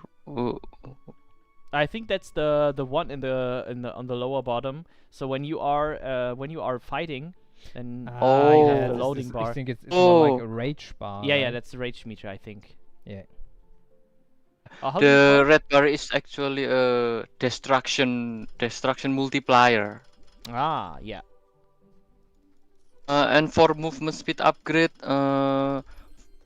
actually 1 giga that have a movement speed ability, but the rest of the giga, yeah, they don't have any movement speed upgrade. Yeah. I mean, so they're probably in terms of speed they are mostly the same, but of course you can use upgrades and stuff to make the scenes with more action and do a little more actions yourselves on what more distractions, so that yeah, you can passive upgrades and the pets. And of course, and so the levels are not endless. Yeah. And to sneak this a bit, you have a boss. At Oh the yeah, end the of boss fights are every awesome. location, and also the boss fights are awesome. They are not your typical boss fight. No, they're definitely not the typical boss fights.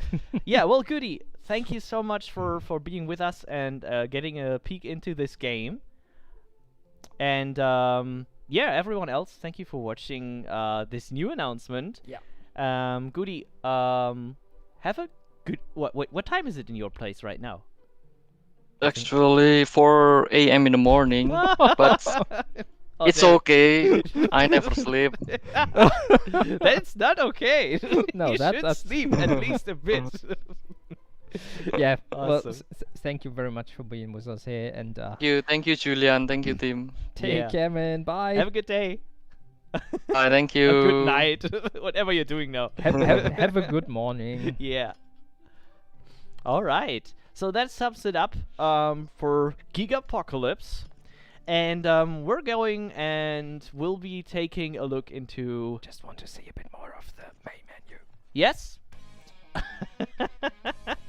Can we see the keyboard right now? Yeah, that's very awesome. yeah, Gigapocalypse. It's coming in the third More like quarter of this this year. It has a very cool soundtrack, which will get optimized right now. Which will get further optimized. I'm really looking to what that will bring us.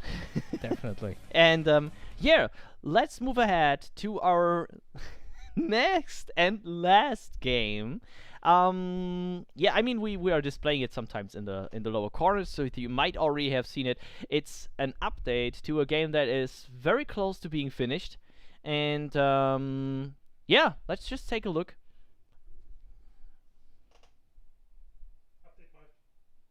Boop, boop.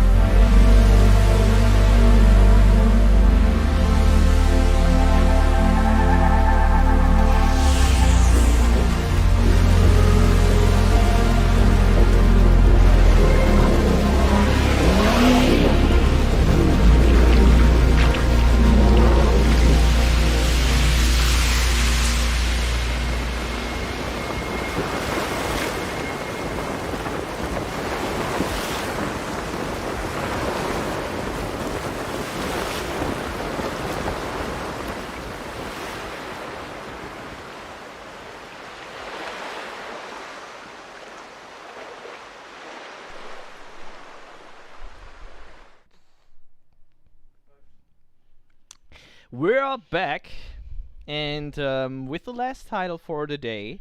It's also been a title that we have been working on for quite some time now, yeah, and the title also has been a concept that came from Dieter, and actually I've been also taking a good look at it before we pitched it in. And it evolved from what it has been into what it is now. And this is not just thanks to the developers that from the awesome team of Studio Fispin, but also to some special person that is with us today. Julia, can you hear us? Yes, I can hear you quite well. Can you hear me? Because I Yes. think I'm frozen in your screen. It seems like it, but we can hear you. Yeah, I'm we not can sure hear what you. is Oh, that's happening good. there, but they can see you.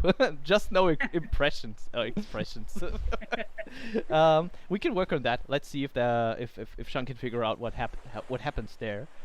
Yeah. Anyways, so we will take a look into the game. I think this is also the first time that we're actually playing this game. Yeah, or that we you can. we released 2 trailers Yeah. so far. I think Guerrilla Collective last year and Gamescom last year. Mm. And so this is the first time ever we play this one live. So do we have a world premiere? World premiere. Yeah. Updated world premiere. So Julian, thanks for taking the time to be with us in the live stream here. And so please tell us what was your job at Lost at Sea? What have you done with the game? Well, I'm a writer and narrative designer, and I got asked to work on the game several months ago. Basically, what happened is that the game had a story, but I guess it needed a voice. I think that's the best way to describe it. Pun intended for the people who have played the game. But so there was an idea, feeling, a basic story, but it needed to be fleshed out. It needed to get a distinctive character, distinctive voice, and that's basically when I came in. So I think you know what the story of the game is about, right? Yep. So can you describe us in a very short way what Lost at Sea story-wise is? Without spoiling too much. Exactly. That's why I was hesitant in saying yeah. Yeah. Let me try to do a non-spoilery version. Basically, the game is a story from the point of view of a woman called Anna, who is looking back at her life up until that moment. And she's basically, let's say, reflecting on some of the stuff that has happened to her during her life. It hasn't all been happy, but she needs to deal with everything, and basically she does that by going through her own life and thinking back on stuff that has happened to her, and doing that in kind of phases. And those phases, life phases, is what you as a player get to experience as well. So it will show you the phases of your life as well, from birth until the end. Oh wow. I think that's the best non-spoilery way to Yeah, I think so too. No, good job. So what is going on here, Julian? I don't know. So yeah, I'm not sure if you can see it, Julia, on the stream right now. Yeah, I have a second screen Perfect, on my right. perfect. Yeah. So we're just experiencing the first moment of the game. So we've just started a new journey. This is what happens right now. So to be honest, this does not look like a very usual game. Feels more like a bit of a artsy and abstract experience. Yeah, I think it's definitely yeah, artsy is might be a good word.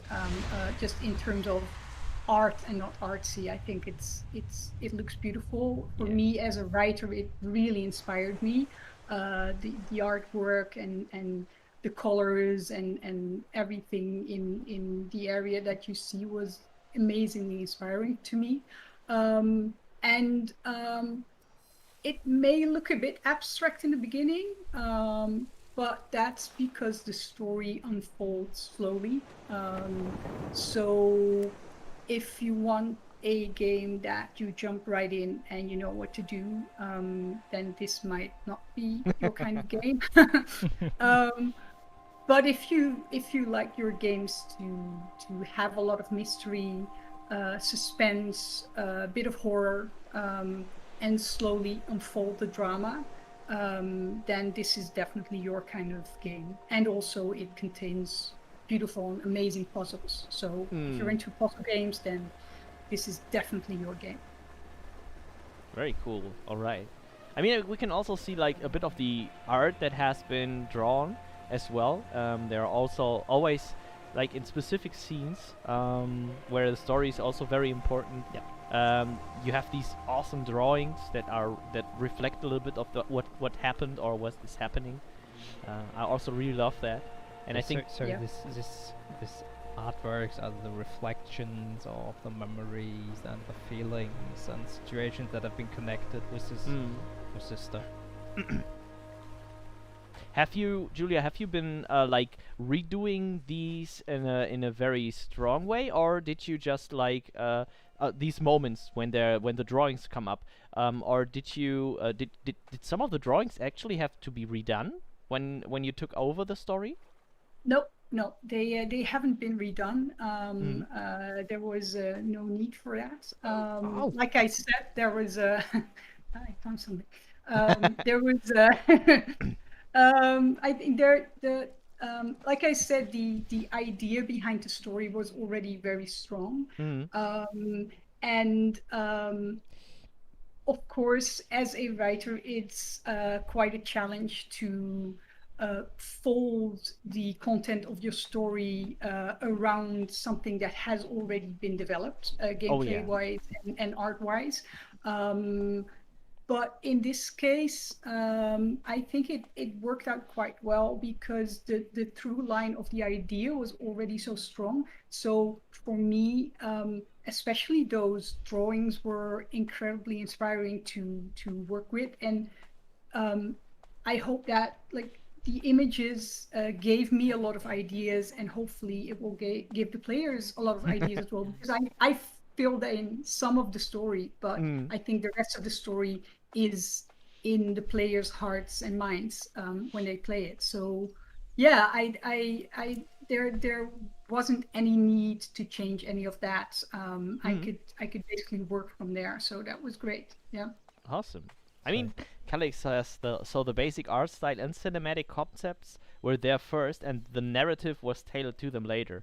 I think you explained a little bit of this already, right? Yeah. There's yeah, basically everything that I wrote came after everything that was already done gameplay and art-wise, and as far as I know, unless something changed that nobody told me about. You never know. I mean, that's true.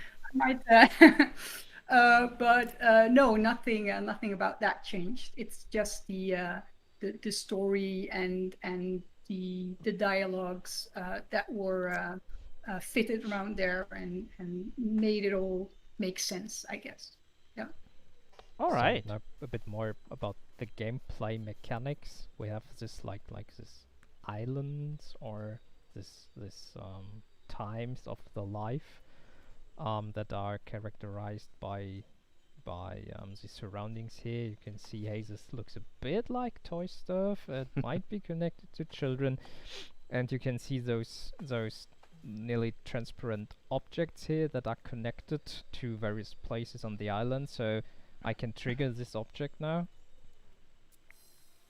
Seeing Danny play with his granddad, it made me realize that we were now part of a chain. So, and as you can see in my compass on the right side, the object that I'm looking for now is this balloon, and so the compass is leading me to this balloon on the island, and I have to we have to take a look for this object and bring it back here. So let's take a look what's coming up. There was more glowing stuff. Yeah, there's a lot to do here on this island.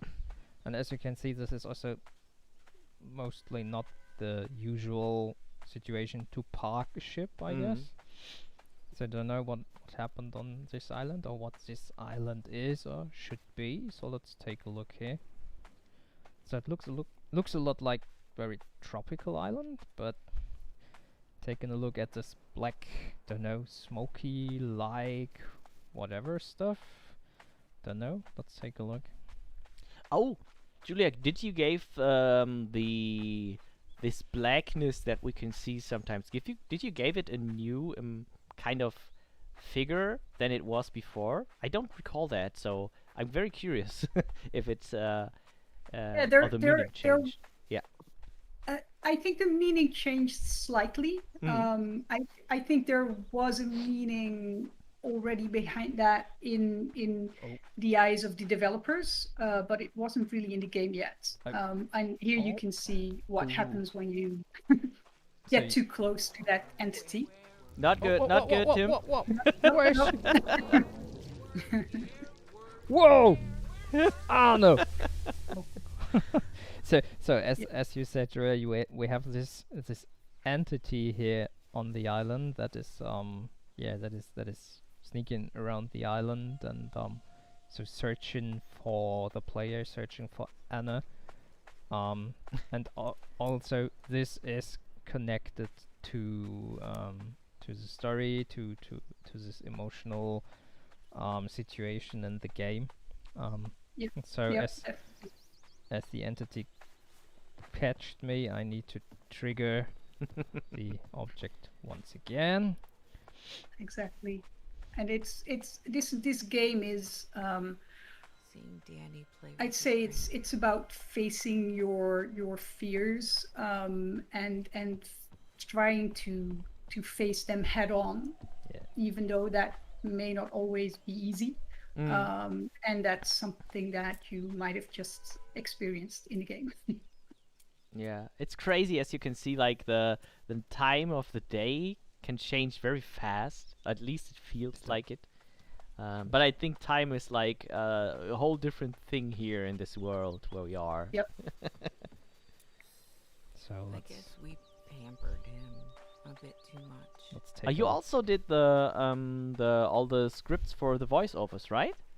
Yep. Basically, all the text that you see in game, I did, and we have a voiceover actress who spoke all the lines and who was amazing. She was great to work with, and she really brought this story to life. And I think what's maybe interesting to mention is that Anna is an older character, which is something that was really a deliberate choice, because if you have a story about somebody who is looking back on their lives, often it is near death or even after death in stories.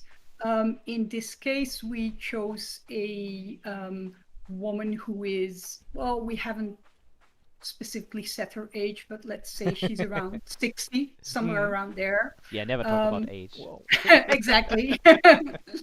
But to have a main character who is, let's say, in the autumn of her life, and has to deal with things in her past, but also still has a part of her life ahead of her. We thought that was really interesting because, like I said, usually looking back at your life is something in stories, at least, that happens very close or after death. And we found it interesting to say, like, okay, what are the moments that you reflect on your life? That's usually the moments when you think, like, okay, stuff has happened, but I need to go on. And how do I do that? So to have, on the one hand, an older woman, which is not very useful, not very usual. It is useful. That sounds better. Exactly. It's not very usual in video games. So we found that interesting. And then also to have that idea of, like, how to move on and how to focus on the next phase in your life. And that's basically what this game is about, and which is something that hopefully all of the players, whatever age they have, can relate to, because again, it's about those moments in your life that you're like, okay, what happened until now, and what's going to be the next thing that is going to happen in my life, and what am I choosing, and what happened to me. So yeah, that's how we chose our voice actress, and he was amazing. So awesome. It was great to work with him. That's cool. I mean, you can also, like, if you listen to the voice, it sounds also like someone that, for example, that would, like my parent or my grandmother, that would read me stories, and so it also feels very, very close. And I think even people that are like at the right age to play this game would probably still be able to relate to the voice and to what is happening. So I think it was a good choice to do. Yeah. Yeah, great. Thank you. Yeah, her voice is just so beautiful and warm, and yeah, she's a great actress. So. Funny. The first thing I thought actually was that if that was you that who did the voiceovers, because it's not very far apart, your voice and the voice I just heard. But maybe I didn't just listen close enough to it. That's probably because I helped choose her, so maybe choose people that are close to yourself, right? So yeah. But I'm of a different age though, so yeah, that was no intention to. No problem. Do you know the English name of the game that I'm playing here? Once again? Do you know the English name of this game I'm playing here right now? Oh, musical chairs. Yeah. Oh, I lost. Oh no. Tim. What's it called in German? Reise nach Bethlehem. Reise nach Jerusalem. Reise nach Jerusalem. Yeah.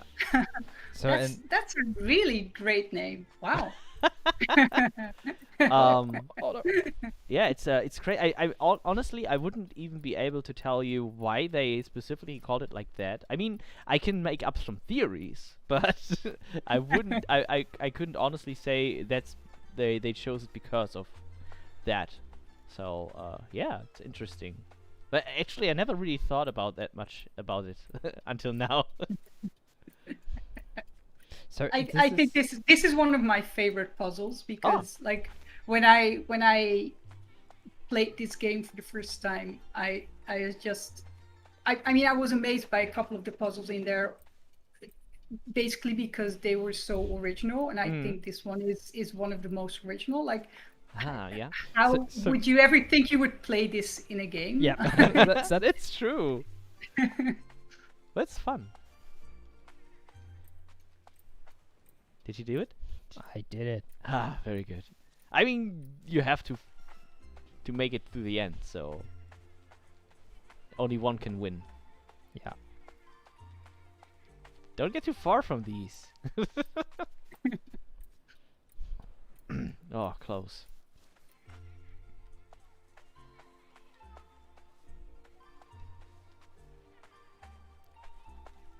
Pressure is on.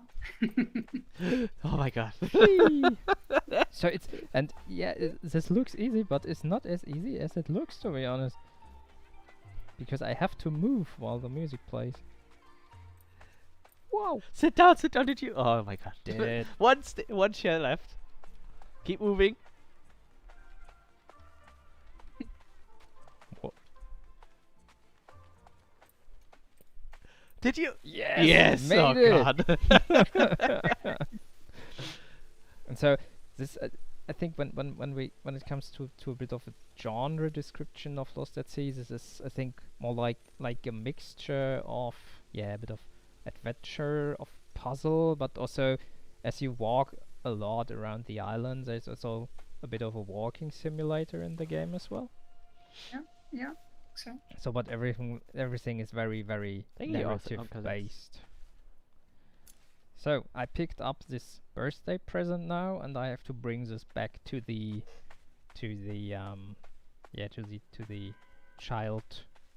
childhood island. And we can show you a bit here. So there's not just the childhood island on the island here. There's more stuff. Let's call it area, I guess, because yes, I think the game calls it also island. Oh, okay. And so there's a lot of this weird What stuff a wasted here. party that was. Yeah, I think you don't remember anything, right? Yeah, and actually, as you can see, you can roam freely around the island. Yeah. So that means that all of the things you encounter, the puzzles you can play, and the little parts of the story of Anna, you get them in different orders. So every playthrough for every player will be slightly different because you all choose a different way to go about it, and every way you do is the right way for you at that moment.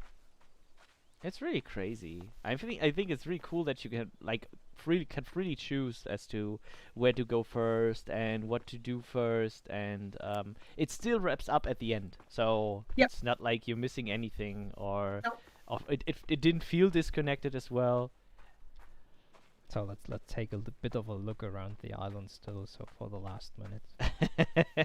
Yeah, we have a few minutes left, so I also don't want to spoil too much. Yeah, that's true. That's true. Because I think the most interesting thing of the island, of course, is this ship. I can imagine that a lot of people will probably try and get there. Yeah. You can see she's coming. Ah. And so the mechanic behind fighting this entity is because the game says to face your fears, and the entity is a fear, or is this fears that Anna has. And so as you face your fears, it's the only way you can fight your fears. So it's the same like in real life, of course. Exactly. Yeah, and a lot of fears, I mean, the fears are within you and part of you. So the only way you can fight them is to to face them head on, even if it's difficult, and just deal with it. And that's sort of what the story tries to tell you as well. So I think it's still whoa. And so as I said already, so the entity is not scripted or not trigger based. The entity is really moving around the island and looking for the player. So you never know where it is, and So you gotta be very careful sometimes. So if you wander that way, maybe this is a bit like Hello Neighbor, maybe a very little bit. Yeah. Also, since the game is not out yet, it can slightly change how long you have to, conquer the fear until it's gone. So don't expect this to be like, okay, I can face it like this and then it's good. She's coming again. You're still too close to that ship, I guess. So the entity will probably haunt you. Whoa, she's Oh damn it! Oh man! Oh man! I think it's getting harder. yeah, definitely. I think it doesn't want you to go that way just yet. And also, I don't know if you can hear it in the stream at the moment, but just something to tell everybody who's looking at this and interested in the game. The sound design, I think, is amazing, and especially the sound design of the entity is just, I mean, it's scary. It's pretty scary. And also the fact that the entity has its own voice. I just was going to say that if you listen closely when you are very close to it, you can actually hear words and stuff. And see, or sentence like even. When you just stand still on the island, the entity appears. Whoa! Oh no! I would have listened to her.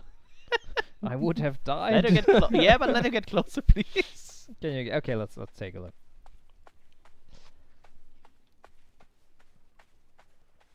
And also, so as the player is not allowed to leave the island, so this would only be doable by getting into the water. You can see the closer you get to the water, then also this entity-like. We're not allowed to leave, it seems. Stuff appears, so we're not allowed. I think wouldn't even be a good choice for us, because I don't think we can get that long into the water and survive, because there's no island out there. Well, swim. Yes. Okay, she's coming. Yeah. There she comes. Oh, there it is. Oh, she's getting angry. Okay, let's see if we can hear something.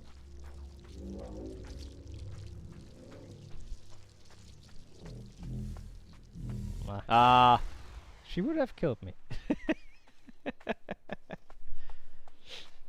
So okay, but there's Ist die Karten aufwert? Wie geht die restlichen Coins? So there's a lot of stuff to do on this island, because we have these various stages that also stand for the various ages of Anna's life, and there are various tasks connected, like the mini game we did like a few minutes ago, and so there's a lot to do on this island. There's a lot to explore, and the most important thing that you explore on the island is Anna's feelings and Anna's backstory, of course. So that's what the core of this game is, and so that's also the very interesting part of it. So just discover the feelings of an older woman, so no longer a young woman, and so facing her fears in the older ages. So shall we really give that item up and close the that story part? Shall we spoil That's a that good idea. too? Yeah, we can.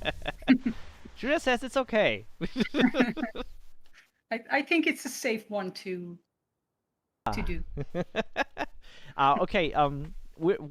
There's a slight chance there comes a bug. You have to find your way back first, and that might not be easy. So we have to you never try. know. We have to try.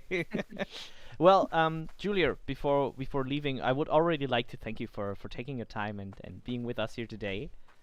Yeah, thank you for having me. It's Yeah. Yeah.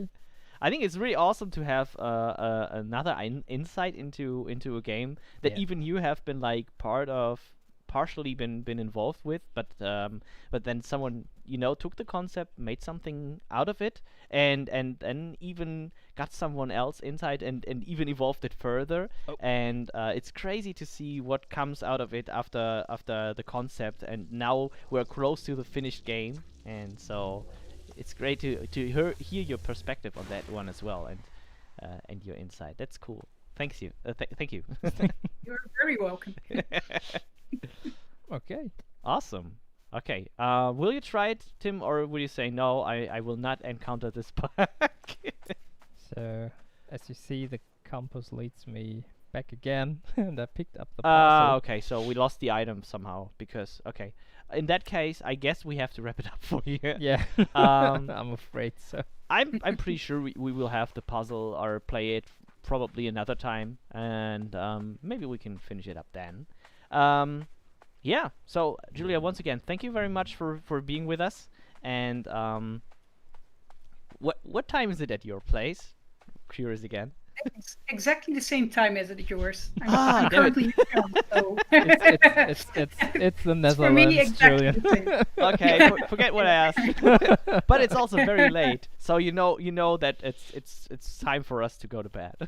Yeah, I think so. Yeah. So thanks again for joining, even at this late hour, and have a good night. Yeah. You too. And thanks everyone thank you. for watching. Yeah, thank you too. Bye bye. Take care. Bye. Bye. So everyone, we're wrapping this up as well. It was a pleasure. It definitely was a pleasure. It was really cool. Thanks for all your comments, your feedback, and the questions, your discussions, and everything. We had a lot of fun, and as we said before, and I think it was a cool. I think it was a success. It was nice. It was great, a pleasure, and I think we will continue this. I think we definitely will continue this. Yeah, Sean's with us. Okay, guys. So the time just flew by. So this was just 3.5 hours. Yeah. So now we draw a picture for the people out there what we on publisher side are doing all day. Just playing games, sitting around, talking crazy stuff, nonsense. So yeah. Very cliche, right? Yeah, of course. I mean, that's how it is. No, it's not always like that, I guess. But I think at Headup we are like this. Nah. Anyways, guys, thank you so much for staying with us today. As I've said, I'm pretty sure we will continue this. And we will, of course, have more streams coming up in the future. We will put up the schedule for these and what you can expect on these streams very, very soon. And yeah, everyone on the community, everyone here on the, all these streamers that have taken a bit of their time to get us hosted. To get us rated and to get all the attention and boosted and whatever to us. Thank you so much. That means a lot. Really awesome. Thank you so much. And yeah, thanks for watching our stream. And so I think we had a lot of fun as well. No. Think so? No? Okay. Yeah, sorry. But yeah, of course we had some technical difficulties as always. Whoever saw the first minute may have gotten a few keys that he was not supposed to get. I deleted it. If you got one, you are lucky. Awesome, Sepcat. He completed the whole card set. Oh, did he took a screenshot? No, the card set, not the screen. Not the card set. Yeah. The key list. Yeah, anyways, guys, thank you so much for sticking with us even that late hour, and yeah, we hope you will join us in next sessions as well, and until then, have a good evening, have a good night, have a good day, have a good morning, have a good break, whatever. Have a good whatever. And see you next time. See you next time, so bye.